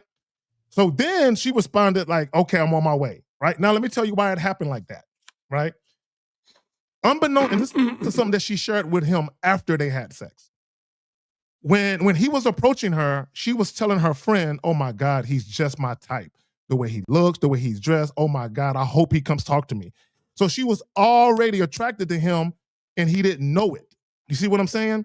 So when a lot of times when women are sexually attracted to you and they like you, sometimes they want more than just sex if they can get it. So sometimes what women will do is they'll overplay their hand and they'll try to get more than just sex. But when you have game and you stand on your shit, you be like, nah, I ain't got that for you, but I got this dick. Mm-hmm. When you're dealing with a woman who's attracted to you, she's going to be like, okay, daddy, I'm on my way over. And she's going to set her agenda to the side because ultimately she wants to kick it with you anyway. Y'all got it. And I think that around this time, most people would lie when she says, hey, I want you to take me out and build something with you. And we like, this is where my lie would come in. Let things just naturally flow. If they naturally flow, then we'll see, right? And so basically what you're doing is buying a little more time, before it gets to the point where she's like, what is it? Because you know exactly what she wants. And the thing is, you want something. And so what a lot of guys do is they'll play that lie or play the line to get what they want. And then when she's like, well, I said, we'll see how it goes and how it flows. I really didn't lie to you. I was just, we're just not cool. We're not, I don't know. And now she's, you got this situation with a little bit of drama. The thing is, a lot of dudes are so thirsty for it. They don't stick to their bottom line of what they really believe. Like, hey, I can't see that right now. Right now, all I'm looking at is us having a good time together, like this, and that's it. So, be somebody talk about chivalry. Chivalry had a code, like I was saying, it was a code, it was a system, it was a means of operation, how they operated. Mm-hmm. And when you have a certain code, usually there's a lot of honesty and bravery and courageousness in that code as a knight. Honor. There's a lot of honor. A lot of honor in that. But yet the first thing a lot of dudes try to do is lie to get what they want. Mm-hmm. And honor. If you want to be chivalrous, it had nothing to do with pulling out a chair. So right. Yeah. Let me add this real quick. Real quick. Caller. Hold on real quick. I'll pass it right back to you. I just want to add this real quick. Back to the story I was telling about the young man. When you can tell a woman, this is what we're going to do. This is the way we're going to go. And she says, okay, I'm going with you. That's what you need. You need a woman completely 100% compliant and doing it exactly your way. Because let's say for the sake of argument, caller, you're just fucking her now. What if in 2, 3 months, 4 months, she starts to invest and show you that she is someone you might want to, consider dating seriously? Well, now when you go to elevate her to someone you're dating, she's already been in a position of showing you consistently that she's following you exactly. So now you're dealing with a woman on your terms. A lot of guys have never done that. They've never dealt with a woman on their terms, and they don't know what it looks like to have a woman always listening to you. Y'all got it. Well, and honestly, you can't ever deal with a woman on your terms if you are seduced by pussy. If you are submissive to pussy, if you are drawn, your actions are changed and modified by pussy, if your thinking is changed by pussy, if your behavior, your words, your logic is all changed by pussy and the acquiring of pussy, you are submissive to pussy. And therefore it's starting off on her terms. But check this out. It's not even terms that she has consciously determined. It's something you determined that put her in the position of authority simply by your wanton desire. That's deep. So as long as you're chasing after pussy, you will always be a follower. You will never be a leader. Yep. Facts. Never. Anything else, caller? No, I was gonna say, it's funny, like what Rome was saying about, or Jay Rome was saying about the you would say stuff like, well, I'll just see where it goes. It's funny because when I told her, like, nah, what I'm trying to do, she was like, she thanked me. She was like, oh, thank you. Like, I really appreciate that. And she was like, yeah, because like I'm sick of these situationships. Like, you ever did that? I was like, nah, I don't do situationships. It's too confusing and stuff. But it was just funny because even after I told her, it was like I felt like stop right there. No. Stop right there. Stop right there. Okay, so when you think about situationships, it's usually something that lacks direction. It's usually a guy, he really just wants to fuck a woman, but he's introduced a lot of non-sexual intimacy, believing that that's what he has to do to have continued access to the pussy. So when a shorty told you, I'm sick of these situationships, you should have just simply told her, when you deal with me, you don't have to worry about not knowing what role you're going to play in my life.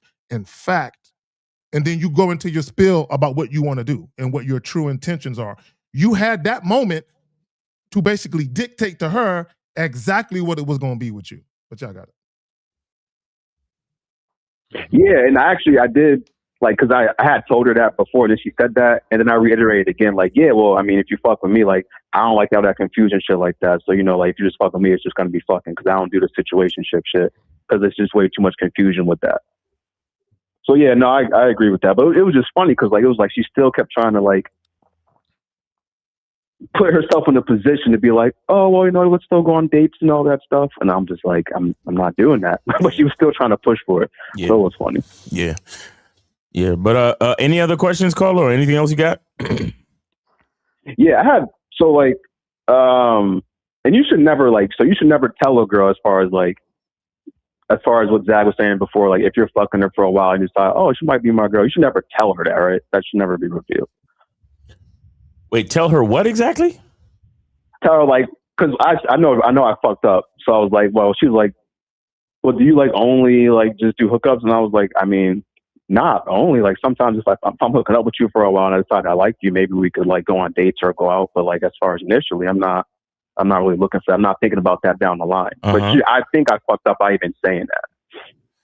Well, you know what you need to do. you need to talk to more women because you explain yourself to bitches for no fucking reason.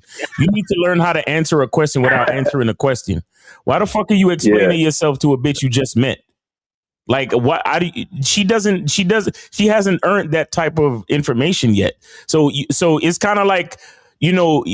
Like you're the type of guy where it's like if a girl says, oh, so how many girls are you dating right now? Like you'll literally sit there and be like, well, 1, 2, and I got a third one and she lives in San Antonio. Like you don't need to. But the reason why I'm doing this and seeing these girls, it's like, if you're seeing 3, say how many are you seeing? Say I'm seeing 3 women, and that's it. Or you could just be like, you could playful with it and just be like, yeah, I got thousands of chicks on call right now. You see what I'm saying? Like, make it the type of thing where you answer the question without answering the question because she don't deserve no fucking information. Yeah, that's a fact. I do have a line for that. I do have like a response. Caller, real quick. Yeah. I'm gonna ask you a quick question. Have you seen my video that I dropped about 2 days ago on explaining yourself to women or defending your position? Have you seen that video? No, I didn't see that. I watched one. I think you dropped one yesterday. I just watched about real sexual attraction. I didn't watch that one. Okay, there was one before that. No, you're talking about the live stream. There was a pre-recorded one where I talked about anybody. Don't explain yourself to anybody, man, woman, child, or domestic pet. Don't explain yourself to people and don't try and defend your position. What a lot of you guys don't understand, when you're doing that, essentially what you're telling women is, you're not even comfortable with your own ideologies and philosophies. Because if you were, why would you have to explain it or defend it? There's only two things you need to do with women. Provide women instructions and provide clarity where there's confusion. Right. That's it. Right. Real quick, Jay. When she starts, when any chick starts questioning you, you need to learn how to change the conversation by saying shit like, that sounds like a lot of boring stuff. Let's talk about what we're gonna do when we get back to my apartment. Something like that. Like switch the fucking conversation, bro. Go ahead, Jerome. I was gonna say the art of conversation is not sitting there and getting interrogated. Right. So, one time I had to ask, told a young lady, hey, you're gonna have to show me a badge before you ask me the next question. Like, let's, you're rattling off questions like we're on an interview or something. We're out here having a good time. Like, how are you doing tonight? What are your plans tonight? Say this. Are any of these questions making your pussy wet? Because they're making my dick soft.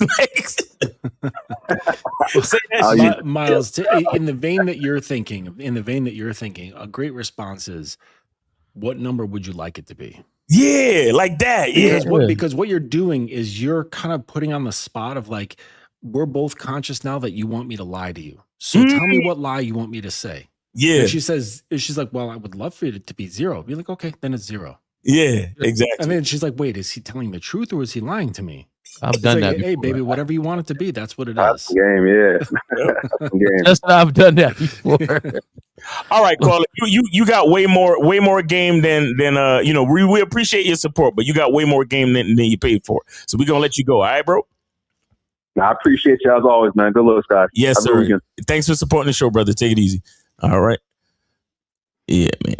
Nah, these chicks be questioning you, man. You gotta. Me and Lucario did a show about that the other day, man.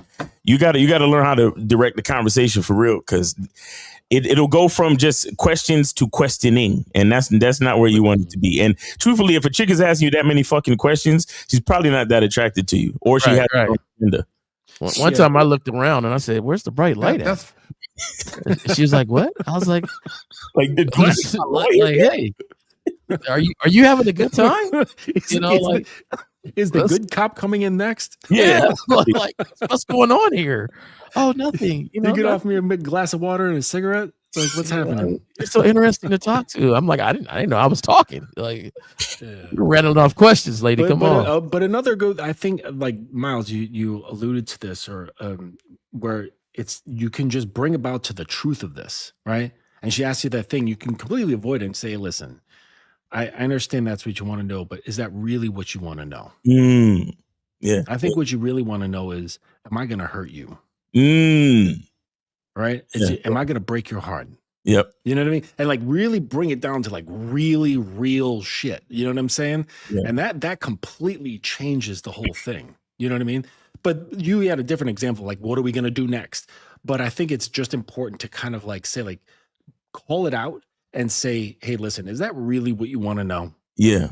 Yeah. Right. And then say, I think what you're really concerned about is this, whether it's having a good time, what's going to happen next, whether you're going to break her heart, whether you got a good dick, whatever it is, I bring it to the truth of the matter and just say, like, listen, let's just both admit that's a stupid question. And we should be really talking about what really matters here. Is your vibe about me true? You should trust yourself. It is. Yeah. Right. Don't second guess yourself, baby. Yeah. Let me. You're making a good choice. Making a good choice. Good choice. So, don't block your blessings. Let me say this real quick. For the caller to this called explaining yourself as weakness, women instinctively know this. So watch that video. For those of you who haven't checked it out, y'all need to watch this video. Explaining yourself as weakness. Never do that.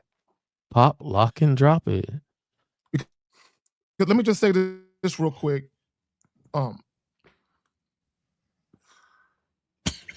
Yeah.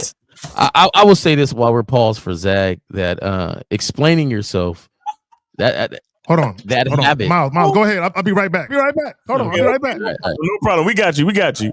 I always like to think in the future for the guys that don't like to listen. Okay? What's wrong with explaining yourself? All right, now, right. I've always stated, look, a person that is my woman, my wife, you're not a kid.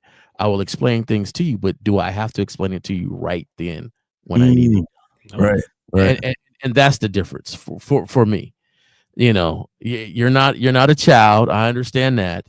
But it doesn't have to be in every moment that I ask or want you to do something that I have to explain in any and everything, right? Right. Mm-hmm. So, but a lot of guys start the precedence by doing it from the very beginning. Yeah. Hey, where did you go? What did you do? What was you there? Hey. Wait a minute. Mhm. Okay. I'll talk to you when I get home. You know, like I'm that's the precedence of you have to think about the future long down the line. It's like, man, it's every moment. And I give the example of, let's say she walks right in. You say, hey, hand me that pen. Why do you want the pen? Can you hand me the pen? Why do you want the pen? Babe, just hand me the pen on the table. Do you see the pen? Yeah, hand me the pen. Well, why do you want that? I don't want it anymore. The commercial passed, the number has passed. Right. I only had a few seconds to write this number down, and I wanted you to hand me the pen. Yep. You know, and the thing is, I always say, like, look, if you picked me to be your guy, and you know this is the type of guy I am, and you trust yourself, then you really don't need an explanation on everything I do. Right. Because you know you picked a leader that's going to lead us in the right direction. Right. Now, to catch you up for informational and direction purposes, I will give you this explanation later on, but it doesn't always have to be right now in the moment. Right. That's right. I think there's like a couple different things at play, because it's one thing to ask for clarity, and because this happens. Like my girl, she'll want to understand more, or so she'll ask to have clarity on something, and that's fine, right? But that's not explaining yourself. Like that's explaining like a concept. Like explaining yourself is trying to soften blows for something that you tried to do or something you've said. Mhm. And that's the problem where explaining yourself is. So she's like, well, why did you do that? And then the guy, instead of saying, I did it because of this, right? That's just giving the answer to the question. But explaining oneself is like, well, earlier today, you know, and then I talked to my friend, and then there was all these things that had led up to this thing, and then that's why I made this thing. And so they're creating this like, you know, like the launch of the airplane, right? And they're trying to smooth out the section of the airplane flight that's in altitude, right? Mhm. That's the important part where the answer is. And then they try to add on the descent, right? So that everything lands okay. So they're like, all right, are you okay with this? And I had a client, I mean, he's still with me, but he was he had a big habit of this, right? To like pre-explain something, make his point, and then have a smooth descent so that she could like more easily absorb the thing, and just instead of just stating, this is what I want. And I think that's the problem. I don't think there's a huge problem if your woman whom trusts you is asking for more clarity on something that you've said. Perfectly fine, because you guys are in that place and she's earned the position and trusts what you have to say, but just looking for more information. Totally fine. But to explain yourself away, to soften the blow of something you said, or to like soften that person's annoyance, the other, like the woman's annoyance or anger with what you've said or done. Like that's the problem. That's where guys, the explanation is trying to smooth things over and be like, no, you don't understand. Baby, you don't understand. This is what I really was really doing. Let me explain. Yeah. Yeah. You won't even let me explain to you. let me do this. You won't even let me explain to you. It's an apology and not an explanation. Yeah, let me explain yeah, should never come out of your mouth. Yeah, let me do this real quick, because there's guys that are asking questions about women asking questions on dates.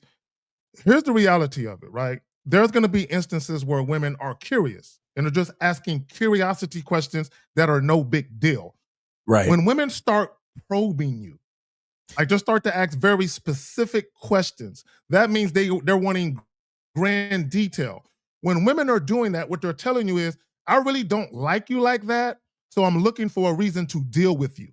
Right? That's what that is, right? So, but part of it also is the reason why women are even asking questions to begin with, in many cases, is because the conversation is boring. And the woman is trying to get the conversation started or kicked in, right? If you guys actually knew how to carry a conversation and you know how to set the tone of the kind of conversation you want to have, there really would be less questions that the women are asking, and instead they're just engaging in what you're giving them to engage in. Right. But we do have some questions that I want to get to because we're just about finished. So I want to get to some of these questions real quick. So he says, how does a man apply game to gain respect from society if he doesn't make a lot of money? See, the fact that you're looking for people to respect you means you ain't got no fucking game, right? That's one. And you think money gets you respect. Money does not give you respect. People don't respect you because you have money, right? Then he says, especially in the sexual scene, with women have high status profile like nurses and PAs and etc. See, real quick, and I'll pass it to y'all. Let me just say this about that. See, this individual who left this comment, you really should have called in because you need the help, right? Thanks. Number one, women are above you. You put women above you, and you put people who make money above you, and you put people who have really good high-paying jobs or high-status jobs above you. You don't love yourself, and you don't think you're good enough because you don't have those high-status jobs that the same women you want have. Y'all got it. Nah, that's yeah. That question he just kind of revealed a lot about with his language. Period. Like I don't even need this. Me personally, I don't. All his insecurities came out. All of them. Yeah, exactly. Like that. That's like just get coaching, bro. Because your mindset is just far gone. Like we're done. Like I don't got nothing to say to that shit. You need coaching. All right. I question when I seen it if it was a real question. Oh yeah, I was just saying the layers of moldy cheese on this one. Yeah. No, there's lots of layers here, as you said, Miles. Just the biggest thing for me, respect from society. Like, you don't think you're part of it, and you're looking to gain the approval, acceptance, and validation from the thing that you're in. So you're starting off with the position of I'm not good enough. What can I do can I call it game? Is this gonna work to make me feel like I belong, like I'm a part of something, and then I can have the respect, desire, admiration, or validation that I want. Right. And so that points again of like, what are you not doing towards yourself? Because if you were, we understand that if you're looking in the mirror and you say, I love that motherfucker, you're not going to be seeing or you're not going to be seeking this out from things around you, whether it's your environment, your family, friends, lovers, grandparents, whatever the fuck, it doesn't matter.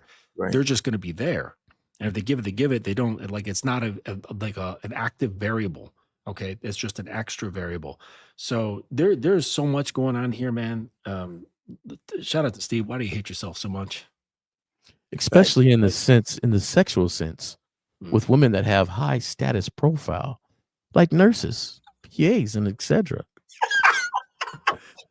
Like, I didn't know a nurse was a high status profile. Like, come on, really? I mean, and nothing against the nurses. Sure, but it's not high status. Like, that's just pretty average. You know? I'm like, what?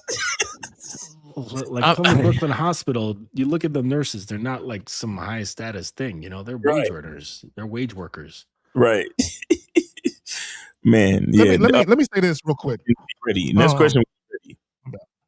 Okay, real quick. I'll pop to the next question. Where is it at? Before I jump to it, let me say this real quick. That's a simple guys. When you admire or you are impressed by women, you're fucking up. Mm-hmm. You admiring and being impressed by, especially random women you just met. What the fuck do you admire about a random chick? What the fuck are you impressed by? Look, real quick. I remember one of my exes when we first met. Not necessarily the first day that we met, but I remember we was having a conversation, and she said something about her having a bachelor's and an MBA, and I literally told her, I said, so? Like in the middle of the conversation, she brought that up. I said, so? And she looked at me like, what? And I said, look, I'm gonna keep it real with you. Shout out to you for all the studying you did and the sacrifices you made to get them degrees, but you brought that shit up like it should matter in this conversation. And she just kind of like looked at me, and I'm like, look, that shit don't matter to me. Congratulations, you're educated. You learn how to memorize some shit, right? I don't give a fuck about that shit, right? Because here's the reality of it. How does a woman's job help you? Right. How? Right? How does a woman's degrees, I don't care if she got a doctorate, and I don't give a fuck what she got. How does that shit help you specifically in your life? It don't. Yep. I married a doctor, so Do you I'm think a a doctor. woman asking questions like that is disinterest? Y'all got the question, man. Y'all got it. No idea what this is in reference to. I think we already answered that. What do you mean like that? Like, Mm. like what? Yeah. Maybe when we were talking about the talking questions, about it. women Yeah. asking questions, I believe Zag was saying that if they ask so many questions, they're really not That interested in you. So Zag kind of answered that question already. He might have put that question prior to Zag even speaking about that. But yeah, if she's rattling off a whole bunch of questions, you know, it's either she's really interested or she ain't really interested at all. And either way, it's too many questions, no matter what. So and it depends. It depends on the questions. Like one time, well, not one time, a few times actually, I've had women asking me about my living situation. And they weren't asking just out of curiosity. They were asking because they're like, is there a place I can go get some dick at? Do you have a spot I can get regular dick from? Do you have women want to roommates? know sometimes. Yes, I've had that question. Do you live by yourself or do you have roommates? No, I live by myself. And then as soon as I say I live by myself, I can see them light up like, ooh. Mm-hmm. Yeah. Like there's a place to get invited to tonight. Right? Mm-hmm. So he says, what about the mouthpiece? Does it develop through time or is it just something you have innately? See, guys, when you ask questions like this, shout out to Miles, your language exposure. This shows that you're looking for a tactic or a way to get pussy really quick. It's almost like you're looking for shortcuts. When you have a mouth, this is what guys don't understand about having a mouthpiece. In order for you to have a mouthpiece, you actually have to be confident in who you are to begin with. That you cannot have a mouthpiece if you're not comfortable in who you are, because the things that come out of your mouth are directly tied to your level of comfortability for yourself, but also how confident you are in who you are. Right. Facts. Yeah, get some coaching, man. Get some coaching or holler at more females. Because I would like to, I would like to know what term he's using the mouthpiece in. You know, I always had a mouthpiece. I always was a talker.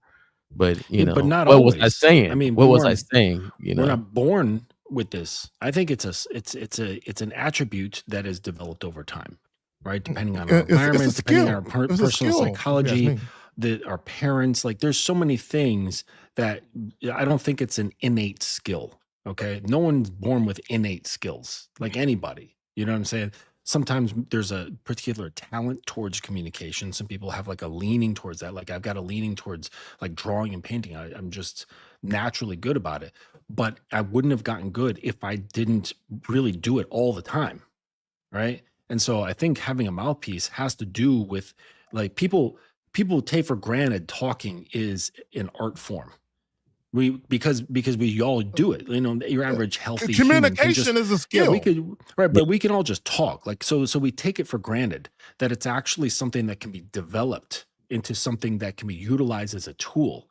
And this is the thing that I think is developed over time. You have to practice it. You have to think about how people communicate, what influences minds, and put that to work.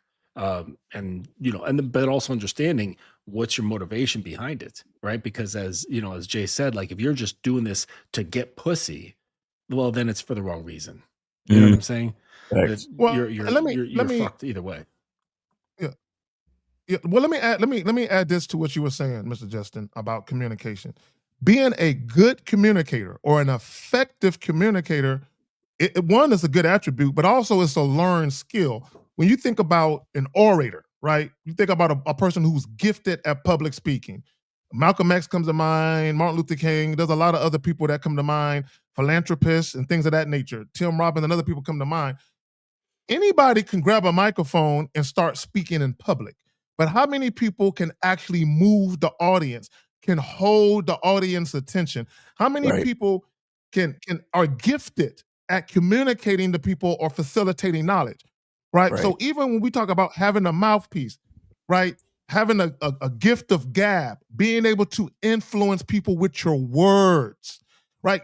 You gotta learn that. You don't just get that. The problem with a lot of you guys, when you're talking about being a gifted communicator or a gifted orator, you can communicate with anybody in any aspect of life. A lot of you guys only want to learn how to be a good communicator with women to get pussy. You're not going to learn the skill of being a good communicator if you're only learning it to get pussy. Y'all got it. Facts. We got any other questions? To get Nah, that's it. That's all right. it. Well, that's it, man. Guys, appreciate y'all. Shout out to the caller today. Oh, the caller, yeah. The caller, the one. Hey guys, come on, man. $5 ain't that crazy, man. Come on, man. Yeah, y'all gotta get with this. Look, the inflation is real. Inflation is real. So you guys gotta if you want all of the great advice from us, put a little bit of value on it, and we could keep it moving. All right. So don't be so cheap. But appreciate y'all for putting questions in the chat as well, and for supporting the show in any case. Anything you guys want to talk about before we get up out of here? No, I'm just real quick. plug the book and go to Amazon. Look for the Dominance Academy in the search bar on Amazon, and grab up my 2 books that are available on there now. Or you can follow this list link. Well, this is to my website, but you can go through that route as well. But got 2 books: the How to Be a Dominant Lover, and there's the other one, the Codex of the Sovereign Order. So pick that up, digital and paperback. But it's the sort of thing you can open it up anywhere, and it'll have a verse in there that will be insightful for you. Facts. All right, make sure you guys check that out, man. J. Roman? Yeah, I just want to tell everybody that's listening. What did you say? Would you tell me to go on, or Yeah. My bad. Go ahead. I'm gonna shut up now. Go ahead. I hope that for those who are looking at the show or listening to the show, that you made yourself some sort of resolution this year to do things different. Maybe it was to get more out of the things that you do. And if you're gonna look at this show, start getting more out of it. Ask the questions that you want to ask. Don't waste your time. This is entertaining. I understand some of you guys look at it entertaining, but you really think about it, you are learning something. Right. And no matter, you're drawn to it for a reason. Right. So, if you do anything, get the most out of whatever you do. Facts. So, do that. And so, like always, Zach, I appreciate you having me on here. Nice being on here with you, Miles and Justin. Yep. Enjoy this beautiful Saturday, no matter where you at. Yes, snowing, raining, whatever it is. The weather outside don't look too cool here, but so what? Sunny. It's sunny out here. Enjoy the playoffs is on, right? Playoffs is on, right? Yeah. Later on, or later on today. Yeah, later on today. Yep. But enjoy your lives, man. Enjoy your life. Facts. All right, guys. Appreciate y'all. And, real quick. Shout out to the Mighty Hurricanes. Shout out to the Mighty Hurricanes. Yes, we back. We are back in this motherfucker. Right. On that note, Renee P said, "Thank you again for my package. What can Brown do for you?" Miles is out here delivering packages. So shout out to him delivering packages, right? Yep. So on that note, real game, no theory tomorrow. Hey, appreciate y'all calling in. Well, the one caller and all the questions. Yes, Ladies, sir. Until again, we out. Peace. Peace.